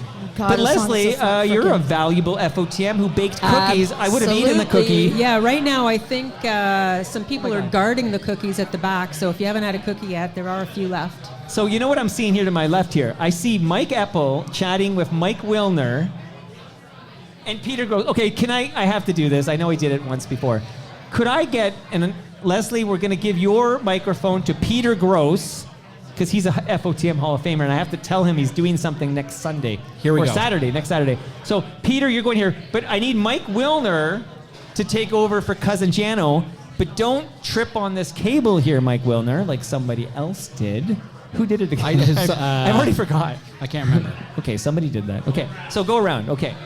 And it's good to see, is Giovanni Oh, it was here? the Bullshit. He's in the shit list here. Okay. He's in the shit list. Right on the microphone, Peter Gross. How much credit do you continue to take for the career of Mike Wilner? I guess all of it. I mean, that's how I said hello to him when I walked in here. Every column that he writes for the Star, he sends to me to proofread and correct all of the statistical errors. And I send him a nickel every time. I just had a flashback. You were there, Elvis. Yeah. Okay. Do you remember the first ever TMLX event at Palma's Kitchen? Yes. It was downstairs. Yes. This was like down not there. even- My yeah. kids were there. So Two of my smaller three. crowd, but Correct. I had on the mic that day together Peter Gross and Mike Wilner. You did. Do you know how they're connected? No. Well, he sends him a nickel every time he writes a column. Mike, would you succinctly share the story of how Peter Gross is involved in your media superstar origin story? Sure. See if it's the same as mine. Yeah. This is wild. Yeah, it's interesting to see if Peter remembers it the same way. After there was a coup at the University of Toronto radio station in 1991, I started working for the Department of Athletics and Recreation at U of T. And in 1993, the then sports information director decided he didn't want to inform the media about the results of U of T games anymore. So that became my job. And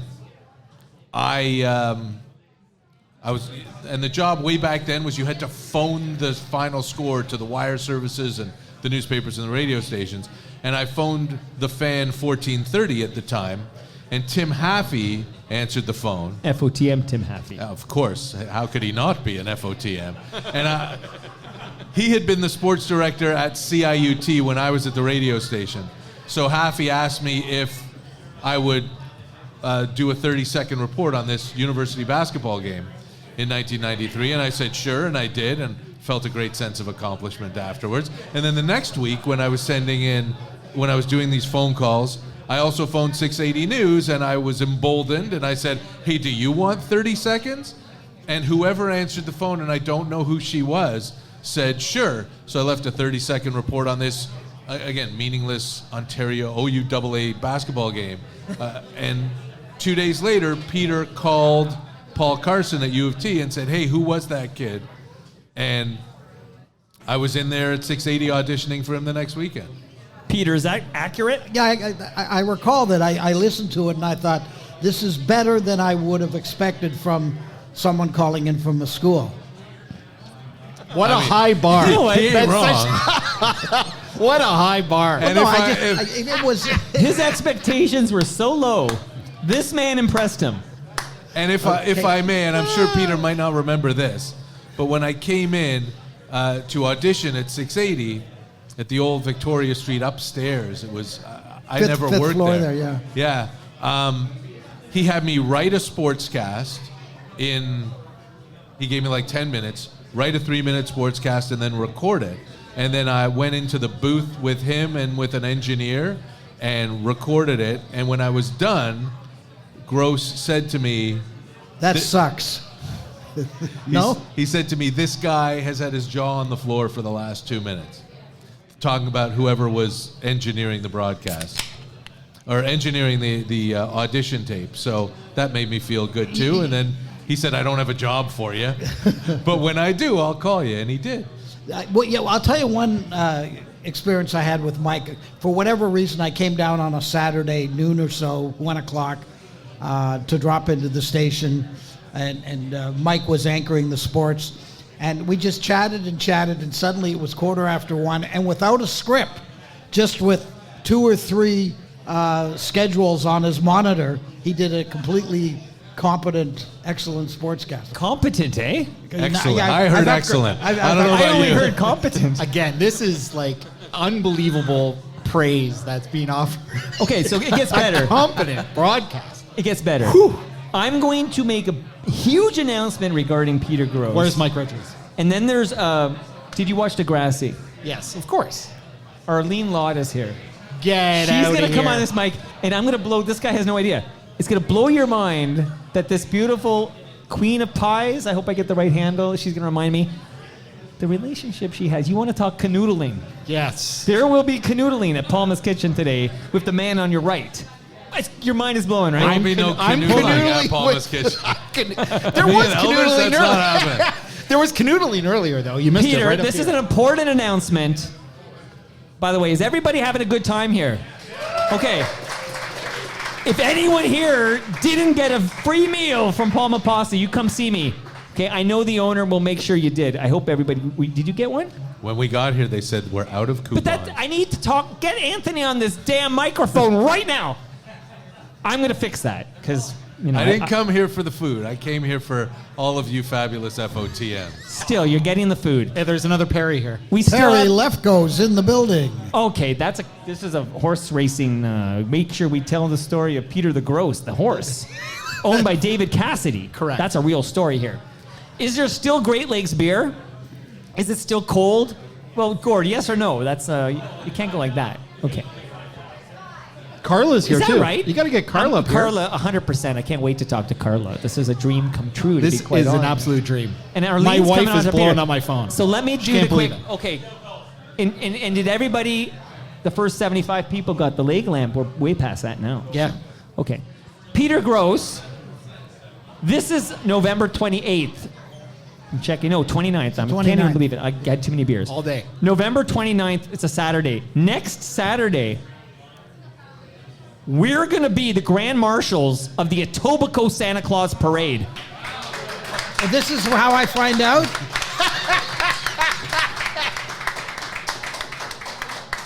I'm not kidding. We have to meet at 2nd Street School at 9 a.m. next Saturday, and we're going to go walk the route. It's 35 streets, 1st to 35th in South Etobicoke. But I'm not kidding. They're printing a banner and everything. Are you up to this challenge? Are you game? Nothing says Christmas like a Jew in a pickup truck. How can I say no now? I'll look like a prick if you're I say Jewish? no. Orthodox. Is there a check? This guy gets extra bacon, this guy. I've had brunch with him. Nothing says Christmas like a Jew in a pickup truck on Shabbos in Etobicoke. Elvis, can you believe it, though? We're No. the Grand Marshals. I can't believe it. That's generally reserved for... How many people turned it down? So, okay, the true story is they invited me to be the Grand Marshal, okay? I went back. I had the same reaction. I said, we can do better. I pitched them. I gave them the contact info for people like Arash Madani, who lives in the hood and is an actual famous person. I would choose you over him. Is that right? You I don't would. like Arash? I would. What do you have against Arash? Yeah, it's fine. It's fine. What happened between I've you two? already trashed Ian Hanamansi, and I don't need to trash anyone I else. think unlike Ian, who will listen, I don't think Arash is listening. Seriously, did you better run in with him? I'm just not a fan. Not a fan. Okay. Not a fan. So F him. I dislike Ian more than I dislike that other guy. Arash, a wonderful, wonderful I'm sure young he is. man. I'm sure he is. Regardless, I suggested Arash Madani should be the Grand Marshal. I think Arash turned them down. I came back to me. I said, fine, but I have a condition. Peter Gross is my wingman for this important... And that's happening next Saturday, right, Peter? Yes. Are you actually going to be in a pickup, or I think are we you have- I watching? think we Or are have you to- marching? I think we have to march. You're marching. I don't think there's a pickup. What do you wear? What are you wearing? We'll talk. I actually need to get the great Arlene Lott on this microphone.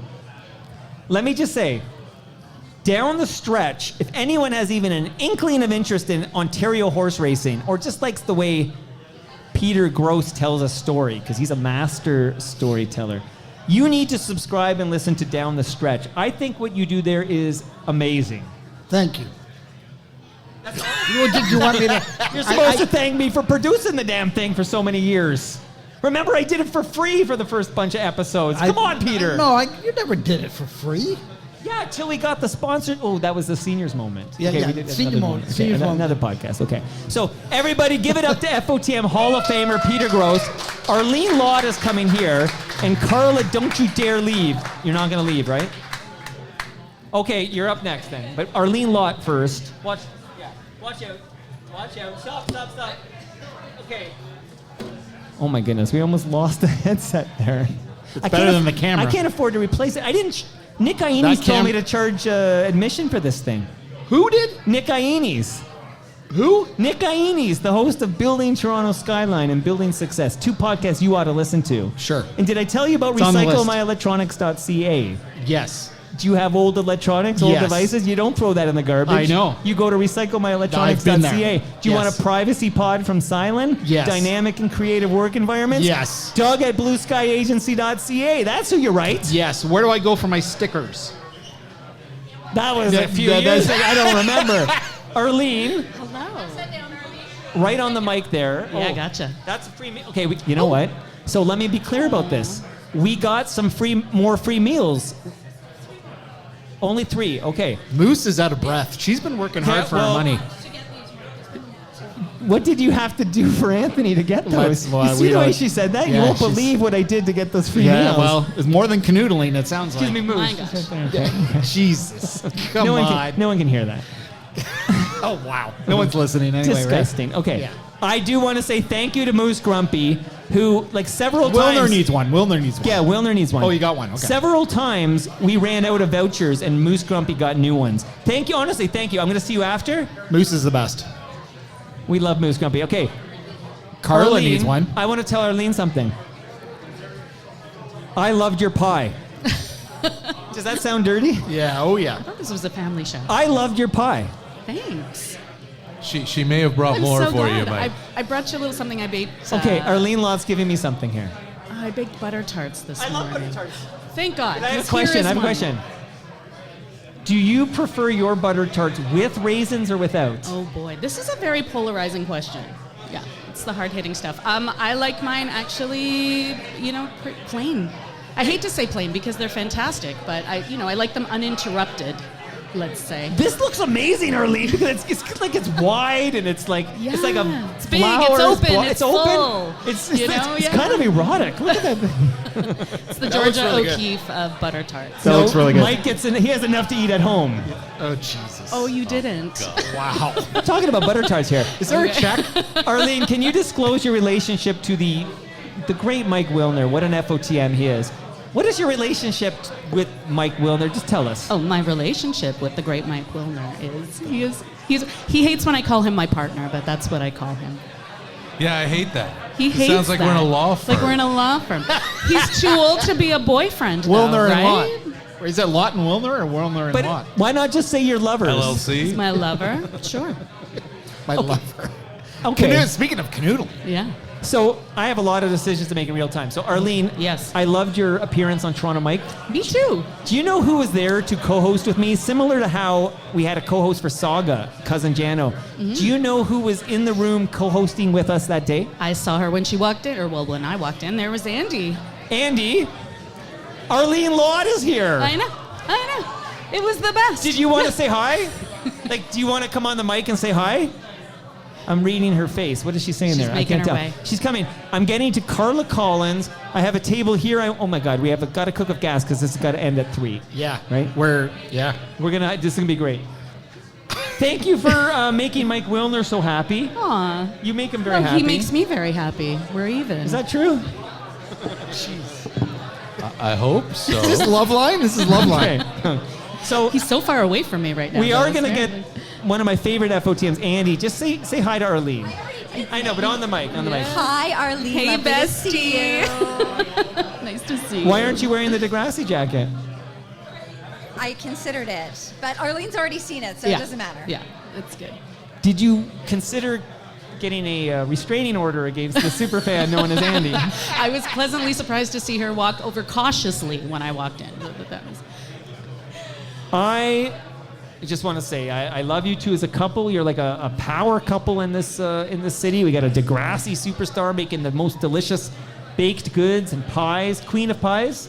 Princess of Pies. This is You know what? CBC, but I'll take the queen. Like, Oh, let's no. go, right? You are the Princess of Pies. I got to get that branding right. And Mike Wilner, we continue to listen to your Deep Left Field podcast and read about the Blue Jays and the Toronto Star.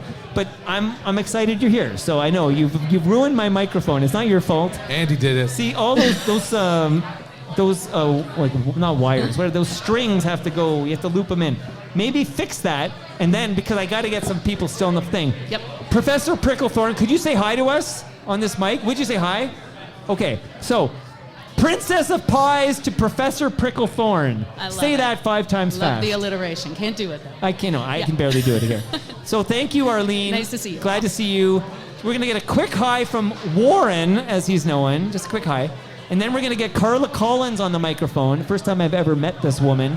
And as I scan the room, we're at the point in the show. Jeremy Hopkin, you're gonna take over for Mike Wilner. Okay, so now.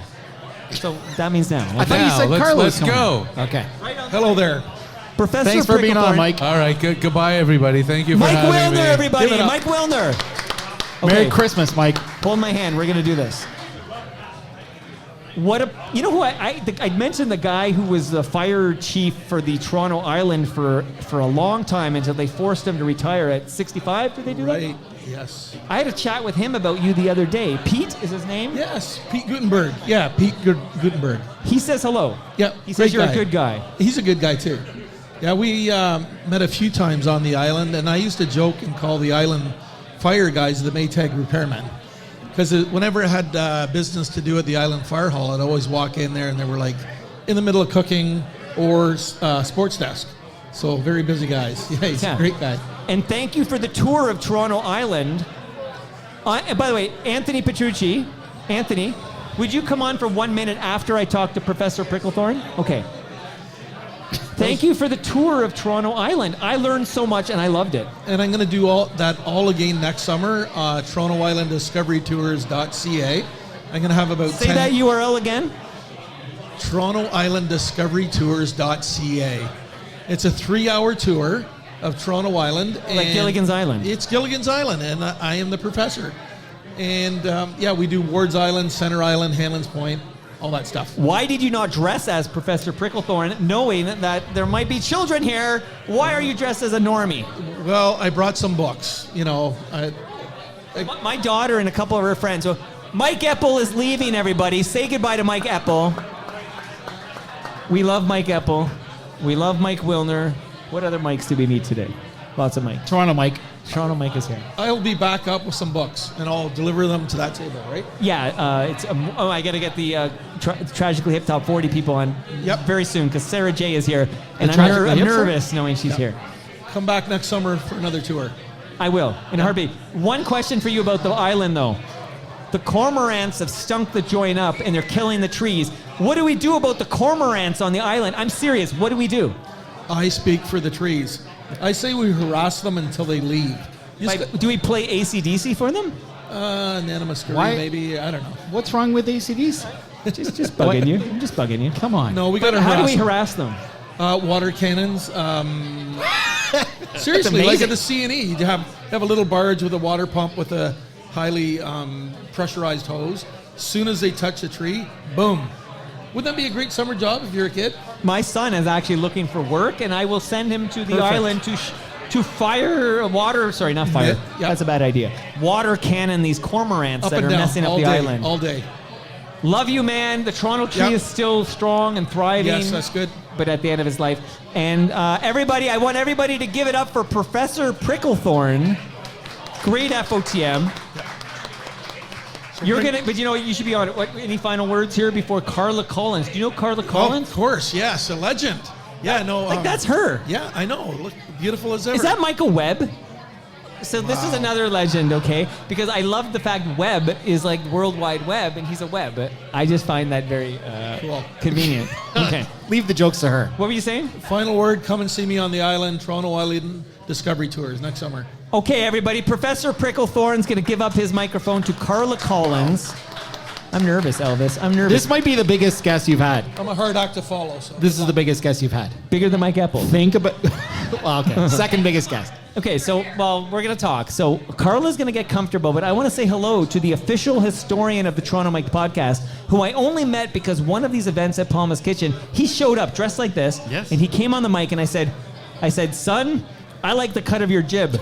How about a quarterly episode of Toronto Mike? And that's what we've been doing. And for episode 1800... Right on. Did anyone here listen to 1800? Okay, there are people here listening to 1800. We, thanks to Jeremy Hopkin, we did it live from Casa Loma. Oh, I heard about this one. That was a lot of fun. Wasn't that a lot of fun? Yeah, man. And you brought out your A game with your stand-up there. Well, you know what? Should I tell that story quick? You know what? I have a comedian to my left. Yes. So don't go anywhere. I won't. This is so ridiculous. Okay. Buckle up, Carla. This is ridiculous. I'm buckled. Welcome to your in-person debut because you zoomed in from LA or something, but welcome to Toronto Mike, Carla Collins, everybody. Woo. Hey, everyone. Very excited to be here. And Toronto Mike said, if you show up, I will shut this down. Shut her down. I will shut the whole thing down. I did say that. And I came, and that guy at the end tried to sell me some snake oil. What can I He say? looks like an old-timey piano player, and I dig that. What can I say? She's her bee's knees. I love it. You're the cat's pajamas. You're swell, see? Wow, thank you. What are you doing here? Because I think of you now as LA Carla. I'm here to do your hair because you and I are now collectively have the most hair of any broadcasters, I think, combined, right? I'm here visiting my gay fiance, Michael Webb, and I also have a show coming up. He is, ladies, get yourself a gay fiance. I can't recommend it high enough. That's fantastic. Look at these boots, ladies. They are amazing. From my gay fiance. This is from my gay fiance. The only thing I've gotten from a straight man has been a mild eating disorder and chlamydia. I'm kidding. I've never had chlamydia. Hi, kids. Are there children here? I'm doing. They're not listening. I'm back in Canada doing a bunch of things, but I'm going to be doing a show December 13th. You all like beer? Yes. Want to come see me at a brewery? Whoa. Scarborough. It's the closest thing to Sault Ste. Marie, my hometown. These are not my original teeth, sir. If you want to come see me do live comedy, I'm working out all my new stuff at Goldenfield Brewery with Jesse Reynolds hosting, and Sabrina Douglas is featuring. FOTM Sabrina Douglas. That's right. I don't know what that means, but I will FOTM Sabrina Douglas. There's no fucking way she knows what that is. I mean, it's time for me to do a lady. What? I don't know what that means. Friend of Toronto Mike. She's been on Toronto Mike. Friend of Toronto Mike. Am I also an FOTM? You are. You, even though you zoomed in, you're still technically an FOTM. I'd like to be an FOTM with benefits. Well, we'll talk Hey after. now! We'll talk afterwards. What kind of show is this? I don't know what kind of show this is. No, so December 13th, Goldenfield Brewery, and then I'll be doing a Yuck Yucks tour. Okay, exciting. That's a rival brewery, of course, but we'll allow it, right, Elvis? Okay, shout out to Great Lakes Beer. But it's in Scarborough. That's true. I mean, Where is that exactly? Like, I didn't get shanked when I came in here, and if you want... You're in Etobicoke now. So I know it's fancy. Hey, I was born in Scarborough. Come on. I was born in the Sioux. I wish I was born in Scarborough. I love Scarborough. Not all that bad. Look, she aspires Look at you to be trying to be so Scarboroughrian. fancy, Mr. Piano Man.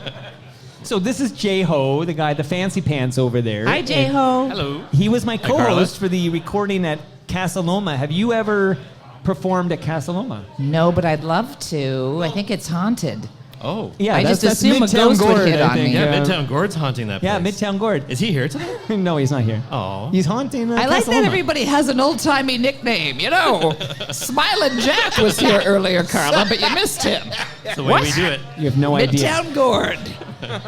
Bangin' Barbara. J-Ho, we have contacts at Casa Loma. Let's I think so. Yeah, if you don't know, I would Carla's- love to perform at she's Casa funny Loma. as heck. Yes. I said heck because the kids are here. Watch your Right. fucking mouth. I love you. No, I mean, because I think it's haunted, and you know how I am like sexual catnip to every man over 90, right? Seriously, I have a YouTube channel called ASM Arthritis. It's just me making sounds I think old guys would like. Like it's just me blowing on soup and crinkling newspapers and stuff. So I assume, because all old guys like me, I think that ghost would really love me too. So let's do this, Casa Loma. I'm pumped. Let's do this. Right How are the Blowing kids on doing? soup. That was a good Carla, one. did you get your complimentary meal from Palma Pasta? I did, but we're just gonna split one because I haven't had a carb since 1988. I don't know if you've noticed this. The gay fiance really likes her jokes. He's laughing too. Well, because I'm thinner than the What's plot the of deal? Hustlers, and you wish you knew the deal. I'll tell you what, I'm living on a farm with him. But where's the farm? Well, we can't disclose that location due to Scarborough? my one stalker. No, it's not in Scarborough. Again, we're not that fancy. But the thing is, I've never visited a farm, and now I'm living on one, and it's rough, guys, because like kittens die, and it shaves 6 months off my life every time that happens. And then the other day, there was literally a mouse in the dog water bowl, and I was like, I don't like meese. I'm not trying to be racist. I can't do mouse. And he said, well, that's just life on the farm. That's his answer to everything. I'm like, Doug Ford is naked in the living room. That's just life on the farm. So it's toughening me up. It's just, I'm trying to be, anyway, I'm very happy to be here in Canada. You guys all look beautiful. Well, many moons ago, you and I were on I don't know if it was a Zoom or a phone call, I can't remember, with your gay fiancé. Do you It was remember a this? Zoom call during the Jean-Claude Pandam. It was during the pandemic, and I made my Toronto Mike debut, yes. You know, I'm getting a hit on 75% less than I do when I'm on Humble and Fred. FYI. Because this beautiful gentleman, Ian, said I was the best guest that Humble and Fred has ever had, so I thought that was very sweet. Made my whole week. Who keeps booking you on Humble and Fred? An FOTM, a friend of Mike. The TM. The gangster himself. Yes, you are the czar. And congratulations. I saw something on Facebook where you've got one of the biggest podcasts, and we couldn't be happier for you. So everybody, let's give it up for Toronto Mike. He's the king of podcasts, and he's got great hair. Can you, I asked this of a previous guest, but I feel like you as a Weather Network veteran, you're like a broadcaster. Not to brag. extraordinaire. Not to brag. Could you paint a picture, like what are you seeing here today? Just so the people listening on their podcast feed there know exactly what you're seeing here. Like what do you see? Other than Brian Gerstein chowing down on a sandwich, everybody. Brian Gerstein, everybody. Brian, what's up? PropertyInThe6.com. I love that we brought up I was a weather girl. By the way, I was also an Air Canada flight attendant. Had I become a nurse, guys, I would have been all three of the OG slutty Halloween costumes. Here's what I see. I see a lot of beautiful people It's whiter than the Winter Olympics, but that's all right. We're just taking a picture. Okay, throw on the wind machine, girl. Okay, I love it. She just Moose flew in. Grumpy is blind. I see a lot of happy people. There's a young guy here who's adorable. How you doing? Named I got your after- nose. I got your nose. That's my play with young guys. Ian, my biggest fan, is here. He's supposed to be at least 1,000 feet away, but that's all right. We have a beautiful woman who's got auburn hair. You're a hot ginger. How's it going? I always say this every time she comes out. Way too hot for Brother Neil, right? Yeah. What? That's mean. No, but just hot enough. And there's somebody in a jaunty chapeau over there who looks like he came in with the old timey piano That's guy. Ed Souza. Hi Ed, how are you? There's somebody in a Raptors uniform. That's Scotty Barnes. I don't know if he's going to do a 3-pointer. And it says Grady Dick. It says Dick at the other side of it. I'm just going to leave that alone because that's too easy, and I'm a professional. Exactly. See, Ian, you know I don't go for those little hanging fruit. There's a lovely couple over there, and it's the White family from Get Out. So that's fun. Everybody's here. That's a lot of smiling people. Did you have a fun time? Oh, yeah. I had a blast. Elvis, what did you think? It sucked. We still have a few more guests, actually, before we wind Good. down. Maybe we can get better. Maybe we can get better. I got to say, though, I'm tickled pink. Is that an expression we say, Jeremy Hopkin? You'll Sure, allow yeah. it? Okay. That I'm spans tickled the pink ages, that yeah. you're here. Like, I thought maybe you did threaten to come, and I'm like, I will shut it down if Threaten Carla to Collins. You're here. Against everybody's will. That's what I like think to it's- show up. It's just like I threatened him. He said, I will shut this down. And I said, I said to my gay fiance, Michael I Webb. think this means a lot. Michael Webb. If anybody needs a good realtor, Michael Webb. I said, listen. What? I gotta keep a roof over the farmhouse, Cool, guys. yeah. We got chickens It can't now. all be Gerstein selling the real estate. So I said, this is, I think that was so sweet what you said. You said you'd shut the whole thing down. And Honestly. I think the world of you. And so Oh my I was God. like, let's go to. Remember when I was Are you working on recording radio? this? I used to have to say Mixasaga, so I still get. So that's it. So you a bit do of a- know, I mean, we're not going to mix it up too much here, pun intended, but Steve Anthony has been on the program and says there was a chemistry imbalance with you two that you just didn't. Did you see jive. chemistry or chemical imbalance? Because if it's Anthony.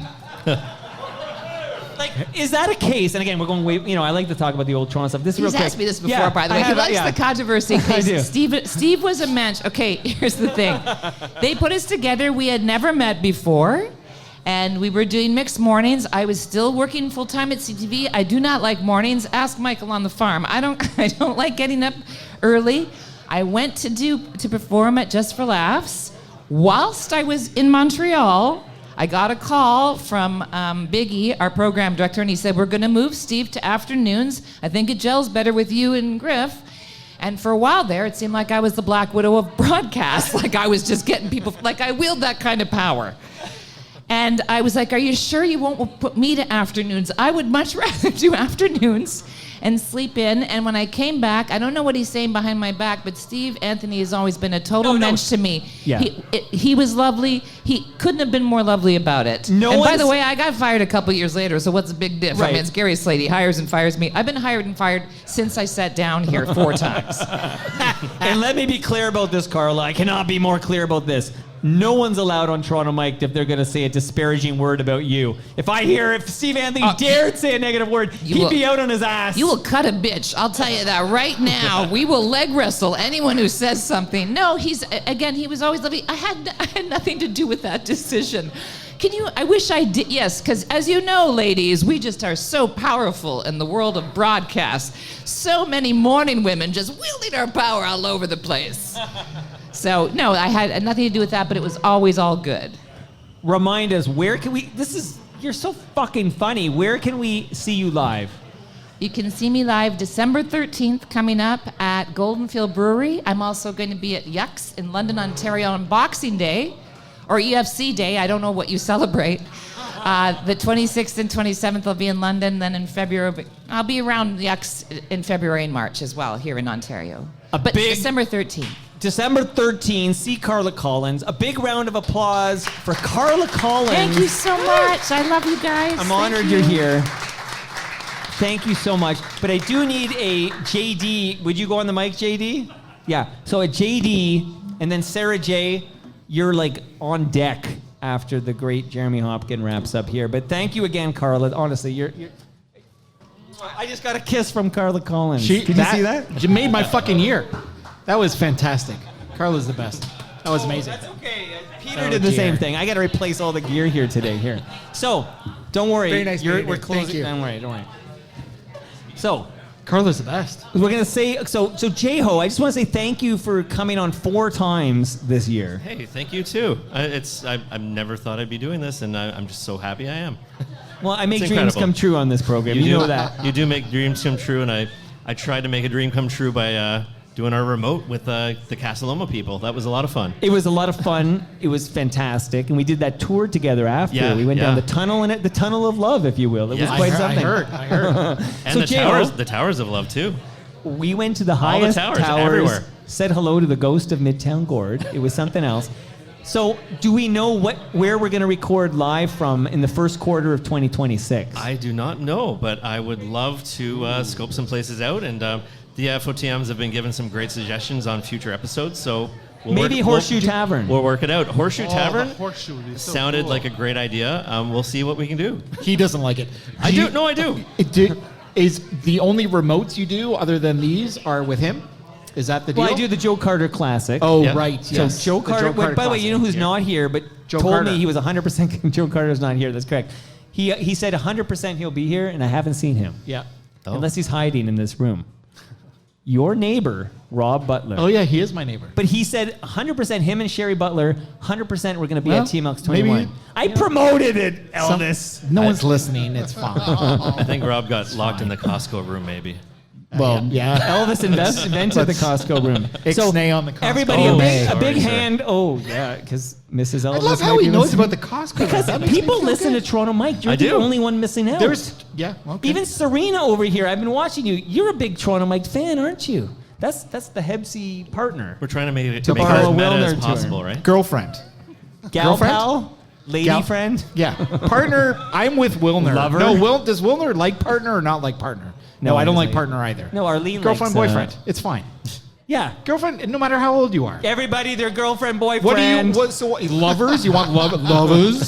So, Wow. J-Ho, So what are you? Thank you for being the official Toronto historian of the Toronto Mike podcast. You're Give it welcome. up for J-Ho. Thank you so much. But Sarah J, you're going to go around this table and not trip on any cables. Just get on that mic. To my left, everybody, this is any Tragically Hip fans here? You know, there's a man here. You know Hebsy, he's got a great relationship with the Tragically Hip. He does. Yeah. And part of it is probably because, not that this is the reason he loves the hip, but he grew up as a buddy of Jake Gold. Do you know that? Wow. Yeah, really? Would I lie about that, Elvis? Well, yeah, I think so. Didn't we rehearse this? You've rehearsed 3 hours of material. Yeah. We have a lot of time. Jamie Dew, now going by the proper handle JD. Sure. Yeah. How the hell are you doing, man? I'm doing great. I feel really embarrassed to be sitting in this seat right now after the great job that Carla just did. You know what? Carla warmed up that seat for you, JD. Damn. I don't know why I don't want to say anything, and I'm all punchlines. So. Piping hot. Down there, I love this. Okay, get right in front of that thing. We have another person who came from enemy territory. So Oh, boy. it's not just Steve, who's still here. Well, and Gabriel, too. Well, and Gabriel, too. Gabriel. And- Two- Yeah, there you go. There's another person on this podcast today who came from enemy territory. Really? The woman to your right, who I know as Sarah J. Sarah J. She came Right. from Buffalo, New York. Oh, we New like York. Buffalo. Buffalo's practically Canada. It's the You 11th can't really province. say anything Yeah. about Buffalo. Am I the only one who fucking hates Buffalo here? Yeah, I think so. You are. You started all those fires. Irv Weinstein. Tonawanda. I did like Irv Weinstein. Too soon? What was that? Too soon? I liked, you know what wow, I liked? Was it groans? I just to shout this out, and then I'll get it back to JD and back to you, Sarah J, and the podcast you guys do. But I did really enjoy Commander Tom because on Sundays it was religious programming, no cartoons anywhere. But Commander Tom would give us Davy and Goliath. Not religious at all. You know what? It just clued in. That was religious. Davy. Oh my God. So JD, I was a guest. I complained many times on Toronto Mike that I recorded it in like October. Oh my God, yeah. Okay. And then it was like the next summer. And I'm like, is he going to fucking drop my episode? You were like number 9 or something, right? Number 9. Tell us about that podcast and what this next podcast is, and then tell us who the hell Sarah J. from Buffalo is, who I got to meet at your event. Yes. Okay, well, the Tragically Hip Top 40 Countdown is part of the Tragically Hip podcast series. I've done 4 Tragically Hip podcasts, and there's a 5th one coming in 2026. Get all the juice out of that lemon, JD. That's right, you got to. It is celebrating the 10-year anniversary of the Man Machine Poem Tour. If you attended any of those shows, reach out to me, please, because the show is based on your stories and what you experienced the night that you saw a show or the night that you saw the final show. And that's coming up in May of this year, and it's going to wrap up on August 20th. The 10-year anniversary of the final show in Kingston. So it should be a lot of fun. Well, you do a great job. Thank you. I'm not the only one in this room who has had an episode. That sentence sounds funny. I had an episode. Tyler had an episode as well. Yes, he did. He did the Depression Suite. And what song did I do? You did. Holy shit. It was so late. Holy shit, I love that hip song. It's good. Yeah. Oh, you did Wait. Long Time Running, didn't you? No, I didn't do Blow It High Dough. I did not do Long Time Running, even though that was the wedding song for Monica That's and why I was thinking of it. It was Fiddler's Green. Fiddler's Green. Yep. I knew it was a slow jam. So how did you meet Sarah J? Sarah J and I met actually almost about a year ago at the HIP. They were doing an event at Massey Hall. Massey Hall. Yeah. And they were releasing their book, and we connected shortly after that. She did an episode. She's got a media company called DATC, based out of Buffalo, and we ended up working together, and she takes care of a lot of the nitty-gritty, and I get to focus on the stuff that I love to focus on, and The hipsteries and meeting Yeah. people and the broadcasting. So you're doing a great job, JD. You know I root hard for you. Thank you, buddy. And I'm a big JD head. Oh, thanks. It's a good, What does good that group mean? to be a part of. And because I'm a big JD head, I've discovered this, even though enemy. Okay, I It's fine. Off She's topic, from okay? Buffalo. It's practically Canada. It's practically Canada. not Canada, but It takes me 10 minutes to get to the border. yeah, it's so geography. it's- But please yeah. tell us, like, you made this trip to Toronto for this event, or were you going to go do other things with JD? Well, I'm actually going to Richard Beland's closing. Oh, yeah, he's a thing photographer. Tonight. Yeah, I'm going to that as well. But this was the main reason. I drove up to Toronto and got JD's ass and brought him here. That's right. Okay, you're a lucky man, Yeah. JD, to have Yeah. Sarah J in your Yeah. corner. And this new podcast, does it have a launch date?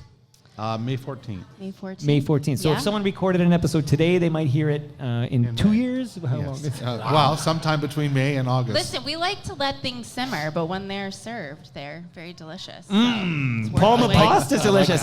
So, JD, I'm honored you're here, and I'm so Thanks. glad you brought Thank Sarah you so J. And if there's any hip fans here, you should be listening to all 12 of JD's hip podcasts. 100%. They're all good. And that top 40 countdown, which just kind of wrapped up, there's an episode of Tyler Campbell and myself. I do want to thank somebody here who fed us all today. And I want to ask, what's this deal about running out of vouchers or something? The guy's got a business. Like, he's got to make some money here. Can't give feed the Everybody girl. here knows you have to spend at least $500 in the retail store before you go. Who's turning off the lights here? Because you didn't pay the hydro bill. Okay, so did you get some Palma pasta, JD? I'm about to get some. Okay, so you got a voucher? Yep. Yep. I got one in here. Okay. Anthony's like, Jesus, there's And still you'll fucking rep- vouchers out there. You're going to report back on how delicious the Palma will. pasta is. Okay, so I'm going to get, for 2 minutes here, I'm going to get Anthony Petrucci on.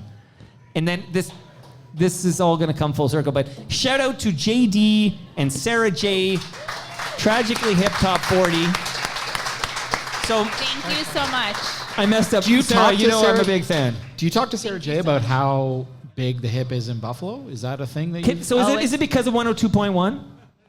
I would guess, yeah. Like that's how you would get your hip, because you would tune in Toronto's 102.1 The Edge. Have you heard of the station, 102.1 The Edge? Yeah. No.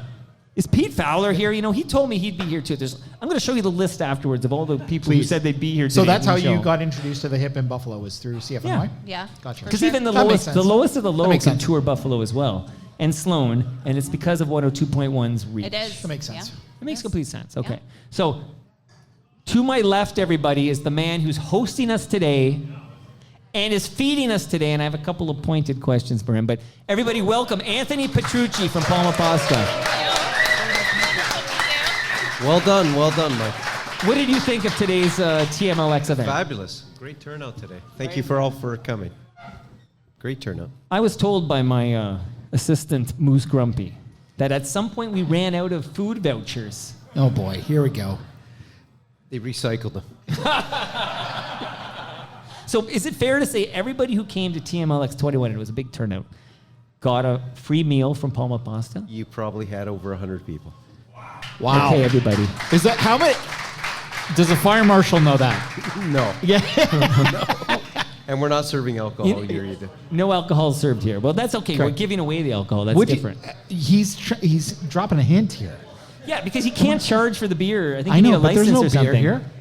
I think you're allowed to give away beer. There's no beer if you're over here. 19. No, you're not. There's no beer. It's root beer. There's no beer. You're saying, okay, Yeah. I'm with you now. I'm Jesus. a little slow here. I've had a few octopus. Dude, your support of Toronto Mike means the world to me. I've heard from so many people today in the past week who got... Is that feedback? Okay. Who got like catering, and this gentleman, Mr. Josh Merrick, who was just here, talks about how he buys all of his delicious Italian food from Palma Pasta because they hear about Palma Pasta on Toronto Mike. I love this relationship we have. It's been a great relationship. How long? Before? Oh wow, they're hugging. They're hugging Love you, now. man. They're hugging. That was a more intimate hug than the kiss with Carla. Well, we might have another one later. You've got to tell them the funny story how we met. Go ahead. So, Mike, you had what was the website, the blog that you had back Yeah, in the day? but just pour it into the mic. Don't even look at me. It was TorontoMike.com. So Mike had this a blog that he was doing way I still back have it, when. man. 15 years? I still have it. Okay, so 15 years ago, and I used to antagonize him and follow. He got real upset one time, and then he had It's amazing. Elvis jump in on it as well. It's amazing. 100%. 2 against 1. I remember this. Your IP address said it was coming from Palma Pasta, and he No, thought it I said didn't. Ital Pasta. No, it didn't. It came from somewhere. Anyways, Mike shows up here one time. I thought he was pulling my leg. So he shows up here one time. I knew how he looked because he had posted his picture on there. So I approached him and cornered him. He got bug-eyed. He thought I was going to attack him. Well, you come up to me in your white smock, and I think there was blood on it, and and you know, You're that's racist. Well, I've He's- seen just because he's Italian doesn't mean he has fucking blood on his smock. Like seriously, Polly Walnuts fucking over Munger here. cake over here with the blood on the smock. And that was the start of a beautiful relationship. That was the start of a beautiful relationship. And you catered my wedding. Absolutely. To the beautiful Monica. Anthony, Yes. Mike and I talked about you. Like it was, Yeah. you're But right. can I It was introduce- deep. can I It introduce was one di- more the, element The to the hate story? was deep at the It beginning. went deep, and I was having a great time. I was laughing to myself because both of them went off the rails. Can I on this. introduce this missing link that you haven't mentioned yet? Yes. I helped Humble Howard with HumbleHoward.com. And you were commenting there as Mr. Lipschitz or something? Yes. You're- No. Something else. And I threatened Your Howard. lawyer, Mr. Lipschitz, was going to come at Howard, and Howard phoned me up. I saw Howard last night at the Ron James stand-up. But Howard phoned me up and said he was legit worried and nervous about this guy who was threatening the lawyer. And like sicked me on you to like find out what's going on here. So this was a big part of the story. Was Humble Howard paranoia that the lawyer, Mr. Lipschitz, was coming after him? Right. And that was your lawyer, I said Lipschitz. that I was going to contact my lawyer, Mr. See, Lipschitz. I hope Carla Collins is taking notes, okay? This is all gold for her next stand-up here. Early internet was wild days. Yeah, seriously. It really was. And then here we are, so many years later, every guest on Toronto Mic'd in the basement gets a lasagna, and they all love it. So many people, like I mentioned, this Josh Merrick, he just came up to me the other day at my son's soccer practice and says, you know, we found out about Palma Pasta on Toronto Mic, and we spend so much money on Palma Pasta. And I'm like, that's how it works. You're the best. Thank you. And thank you for making sure everybody got fed. I just want to say it's amazing the turnout that you got, but the amount of people and the famous people that you have. Mark Hebscher being one. I grew up with Mark Hebscher, everybody. Grew up with Mark. Carla Collins. Mike Epple. Mr. Wilner. I mean, Mike there's Wilner. a bunch of people here that I forget to mention. But Peter it's- Gross. Peter Gross was here? Peter Gross was here. Oh, my God. I Okay, recorded so it. It continues. Ed Sousa. He's going to be somewhere next weekend, I heard. Peter Gross. It's amazing Absolutely. the amount of work that you do and the Mike turnout Richards? that you get. And Mike Richards as well. I Larry took pictures Fedoruk? of him. Larry Fedoruk. I mean, it's amazing, Mike. A lot of big deals Congratulations. here. I feel like Larry Fedoruk worked with Carla Collins. Am I right? Did you guys work together, you and Larry Fedoruk? Yes, I didn't have him fired, So thank you, Anthony from Palma Thank you. Pasta. We're in a bit of overtime, but we're going to wrap this in the next 9 minutes. I want to get somebody on, this gentleman, and pick somebody at this table to join you, okay? I have a song. Can you believe I brought a song? So I have to play this song right now. We're going to wrap, don't worry. My contract says I go till 3. Well, we're going over. Catch the vibe, the reggae and the ragtime. Did you bring someone for the other mic? Somebody. Brother go. Neil? Matt, somebody. Lucas with the little. Neil. Catch the vibes, catch the vibes. Brother Neil. Cause it's Lucas with the little. Lucas Iannetta, everybody. Welcome back, Lucas. Hello. Whatever bubbles up. Roger's employee, Lucas. Well, let's get to the bottom of this. Your dream has been to work in radio. Always, yeah. Yeah. And I am. I currently am. So check to that dream for Well, sure. Slow your roll, brother. Like, you came on this show, I think it was TMLX5. Yeah. I think. Yeah. And you told us about He was the a dream. kid. He was in high school. He was a kid. Yeah. Giovanni. Yeah. Brother Neil. This was a trifecta. Yeah. I love the chat. And you said you want to be in radio. And I said, son, get a real job. Run the other direction, okay? So tell us what you're doing in radio. So I work with Rogers and I'm in radio promotions. So I do contesting things and promo for the Toronto market and then London, Ontario as well, because that's where the job was. And yeah. Listen to the pipes on this guy. Thank you. That's Lucas's voice you hear on the Yeah, liners. the pipes. Yeah. He's got good It pipes. is this odd. kid. ID 8.1. And you came on, I mentioned Giovanni, who couldn't be Yeah. here today, even though he What- wrote me a note to say, I'll see you on Saturday. He was working until 4 a.m. this morning because he's a bus So? driver with My Way, and he was Where's that- exhausted. I think he's with but- Rob Butler. On that note, because I want to say hi to Al Grego before we depart. But Brother Neil, I remember you part of this trifecta. How is life, Brother Neil? Oh yeah, if you guys are not following at Junk Food Junction on Instagram, that's where all the fast food and junk food stuff goes down, and also on YouTube. So if you have an Instagram, don't forget to like and follow. Junk Food So Junction. you eat and then write about junk food. Yeah. I It's do a the great reviews. account. And, I follow so I it. hear. Yeah. Yeah, post all the new stuff. And I'm actually going to do stories for today for Anthony from Palma Pasta. Give him the plug, of course. No, listen, Brother Neil. Like he needs me. He doesn't need me. He needs you, trust me. Anthony So, is- thank you, Brother Neil, for your support. We love you. And Lucas, I feel like a proud father right now. Thanks, You're Ryan. working in radio, brother. Yeah, You yeah. got the last job left. He did it. He did it. Back in the day, we used to gossip about the radio, the Yeah. personalities, comings and goings, and now Lucas is there. He's one of them. And the thing is, there's still gossip about it. It just never stops, you Yeah? know? What's the latest gossip? Oh, wow. Give us the inside. The Who's getting latest fired? What from- do you know? Who's getting Oh, fired did from you see, Kiss? Did you see Mike Epple earlier? I saw Mike. I see Mike a lot in the Toronto office when I'm in. So, yeah. They let you in the Toronto office. Yeah. Once a week, they let me in. Sometimes twice, maybe 3 times. Let the record show my headphones to my left have dropped on the floor 3 times. Yeah, depends. Whatever needs to happen. So stay there, Lucas. We're Okay. we're winding down. I really need a picture with Carla before she goes, Well, too. just make sure. Hey, Michael Webb don't let Carla, I know this is your key to Carla. Don't let her go. We all want selfies with her after we record, Elvis and I. Don't let her go. You keep her here. That's cheaper than Hebsy. You said it was $20. I said it was $20. Yeah. I said that. Hebsy's been making bank all day today. Are you kidding? He's like Paulie Walnuts. A little light, guys. A little light. He's been moving more product than Palma Pasta today. I've been watching. So, serious, since we're in the home stretch, it takes a village. Like, these things don't just happen. I need Elvis to drive from North Oshawa to be my wingman. Yeah, You're I don't know here. about that. Thank you, Elvis. Pleasure. Always happy to be here. On a serious tip, I get serious once in a while, but I see there's like a homage, like a shrine for Palma Petrucci, because the namesake of Palma Pasta, Palma Petrucci, recently passed away. That's Anthony's mother. Correct. You know this, right? Yes. So, I was going to say shout out to Ridley Funeral Home, but that's not appropriate here. Come on, no. We love Palma Petrucci, but I want to say sincerely, no shout out to Ridley Funeral Home. Our condolences on the loss of your mother, Elvis. Thank you. I'm sorry, brother. Thank you. This might be your first time on the mic. Since Shout that out to happened. Ridley Funeral Home for my mom. Yeah. I would never say such a thing. That's, well, my dad invented the saying, Openly. I believe.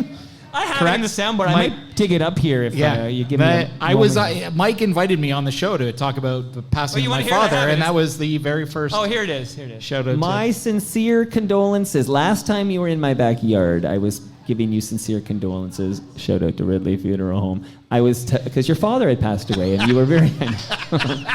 You're such an asshole. So your father had best. Who's laughing? Your dad died. Shout out to the funeral home. So Sponsor. and again, my sincere condolences. And you were. Can you really say sincere condolences after you just? Well, that was. plugged I mean, come on, it's been over a year. Like, you know. Oh, that's fantastic. But I'll listen to that over again. Yeah, so that was the birth of shout out to Ridley Funeral That Home was the after my birth dad right died. there. I think So Tyler dug I up feel that like clip. I could say it to my mom, right? Well, I'm sorry, man. She loved that episode. She listened. Was she at FOTM? Yeah. Oh yeah, for sure. Yeah, she listened. But seriously, I try to be serious with this guy. I'm saying you're an orphan We now. can't be. I'm We'll- sorry, man. We'll talk about it more on Festivus. How about that? I'm sorry about But I this. appreciate that. Thank you, Mike. To my left, I said it takes a village. I just want to shout out a few people. So obviously, Elvis, you co-hosted with me.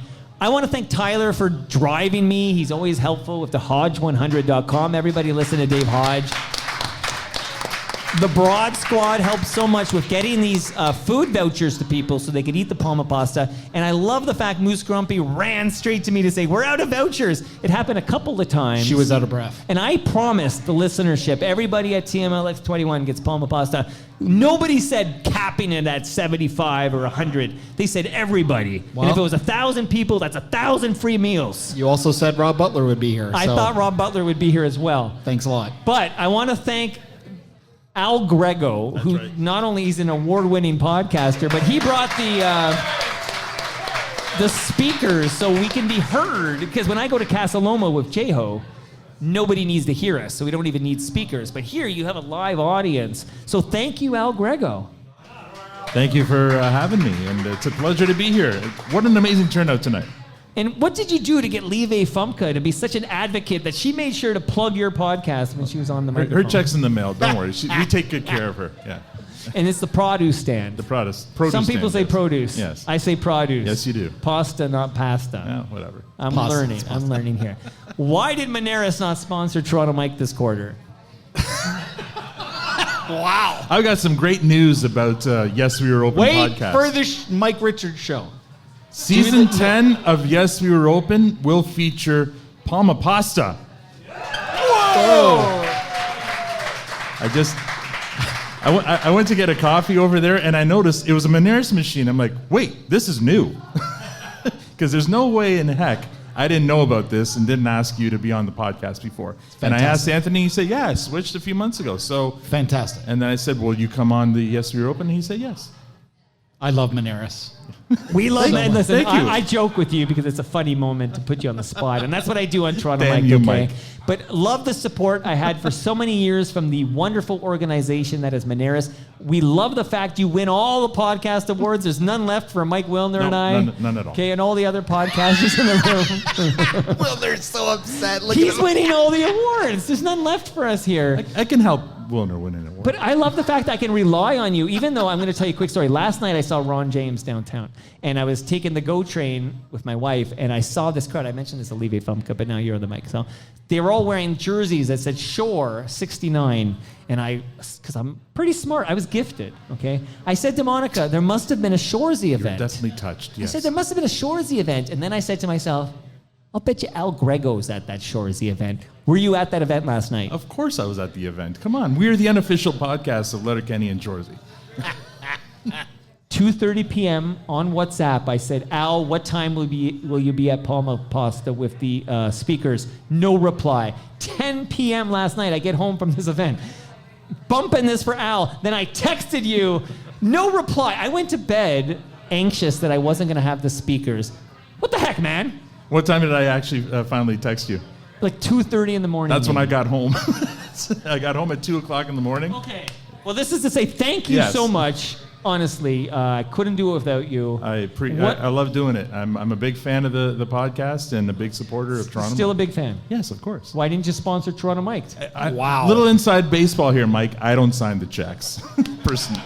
You're not going anywhere, Carla Collins. I'm watching this woman like a hawk. So this is the moment. So is there anyone in this room who wants to say hi? I want a communication update from the you're in here. canoodling couple. Well, from Gabriel and Kristen. Are they canoodling? Are they canoodling? So communicating? Canada Kev, is there anybody here who, honestly, if Al, I don't know if Hey Ref or YYZ Gord, oh, sorry, he wants me to call him YYZ Gord. Zed. What do you think? What? Zed. I agree, but It's he Zed. says YYZ Gord. Zed. I feel we should respect people by call them the names they want to be called. That's just how I roll, Elvis. Well, that's bullshit. Hello to Hamilton Mike, friend of the pod. You came all the way from the Hammer with your son, who was named after Hugh Dillon. Correct. Good to see you, buddy. You too, man. It's great to be here. Fantastic event. You're right. I've been coming here, last 4 Of course I'm right. Logistically, it's the only TMLX I can ever make it to, because coming from Yeah, the you've Hammer. been to a bunch at Palma's Kitchen. Yep. And again, thanks to Anthony Petrucci. Palma, fantastic. Mark Hebscher, everyone should buy his book. I'm not a sports guy, and I bought. Buy multiple copies. I'm not a sports guy, and I bought his book because his storytelling, fantastic. But don't people have to buy Hanukkah gifts and Yes, Christmas there gifts? you go. Exactly. Come on. So come on, like. Did you buy a selfie from him? Yeah, it came with the book purchase. I get the $20 for the Hebsy selfie. Okay. And come on, a free stand-up set by Carla Collins. How much better can it get? Oh my God. That's fantastic. Lucas, do you know the legend that is Hamilton Mike? Do you know who I'm talking to right here? Go run down. In a world of human wreckage. He's a lead singer of Sponge. Often I have musicians on the show. Yeah, You might know yeah. this. Yeah. And I often have questions from Hamilton Mike. He's a big Canadian music fan like I am. So I have one request. What is it? You see my favorite Oh. episode?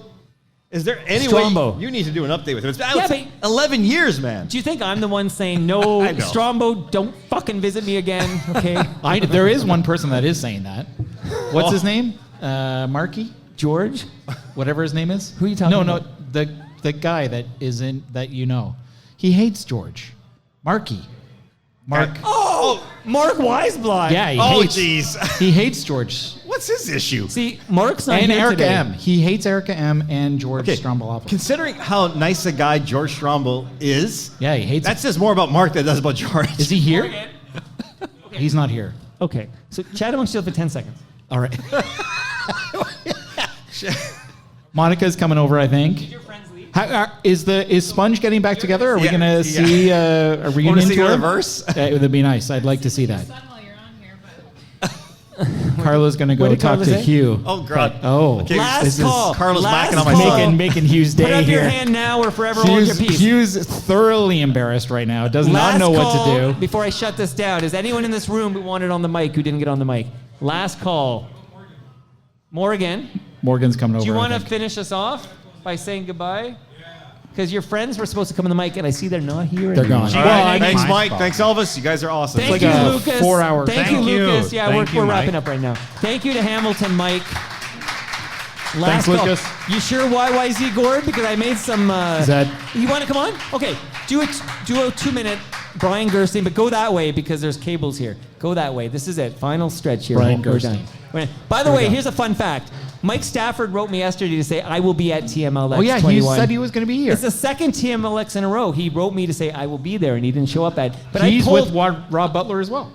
I pulled a clip of Joe Warmington on one of the last shows from John Oakley on 640, in which they talked about Stafford. I pulled that clip. I took the time, I pulled it. I was going to play it for Stafford and get his reaction. No Stafford. I heard that show was so good that this is the only remaining recording of that show left.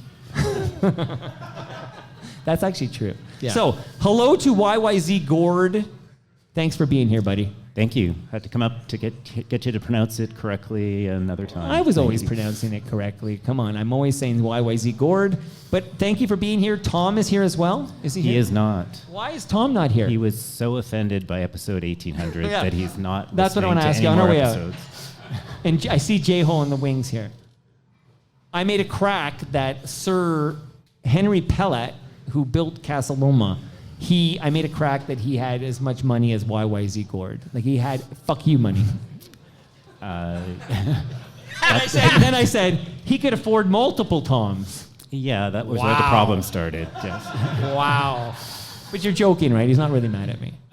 No, but he doesn't normally listen to the podcast, and we happened to be vacationing in Argentina, which maybe was a bit on point for your comment. Right, but, because you travel the world. Like you're always somewhere exotic, and I think of you as a rich man. I'm a comfortable person who puts all of his money to travel.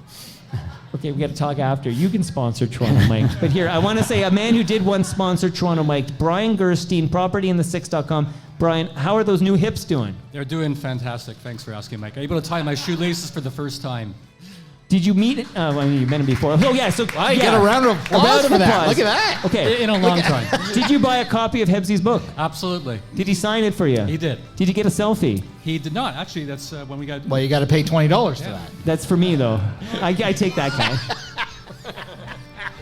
So I'm glad we're ending this way. A couple of guys who have been parts of the community for a very long time. Love this man, and I'm so glad you stopped dyeing your hair. It looks better this way. I agree. Okay, see? I know hair. Okay. Shout out to Larissa, who's at D Squared Salon, Yonge and Eglinton. She does a great Okay. job. I like it when we shout out our hairstylist. Okay.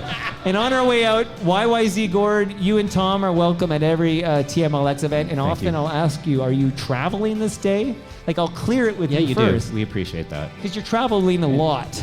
You did reschedule a few for us, and that's great. So let the record show. I also rescheduled a recent TMLX event for Alan, who I'll just call Hey Ref. Are you here, Hey Ref? Yes, there he is. Okay. I recently rescheduled. It was landing on a Jewish holiday, and I moved it. Good. That's the kind of guy I am. Good. Thanks for being here, brother. Shalom. I knew you before the podcast. You did. Give it up to Elvis. Thank you, everybody, for coming to There's no giving it up to Elvis. Stop. Give it up to Elvis, everybody. We all love Elvis. TMLX 21. Big success. Yeah, dude, this is amazing. But enough about Carl. I'm going to remember this for at least 2 hours. Thank you, everybody, for coming. I'm going to make sure I recorded this, and then I'm going to give you selfies for $15. $15 selfies on sale for the next hour. Thanks for being here. And that brings us to the end of our 1809th show. Go to torontomike.com for all your Toronto Mike needs. Much love to all who made this possible. That's Retro Festive. Thanks again to Ty, the Christmas guy who gave us all gifts. Great Lakes Brewery. We got like 4 or 5 cases on our way here. Delicious fresh craft beer. I had a couple here. Palma Pasta, thanks for hosting, thanks for feeding us. Nick Iones, Kindling.ca, RecycleMyElectronics.ca, Blue Sky Agency, and Ridley Funeral Home. See you all Monday.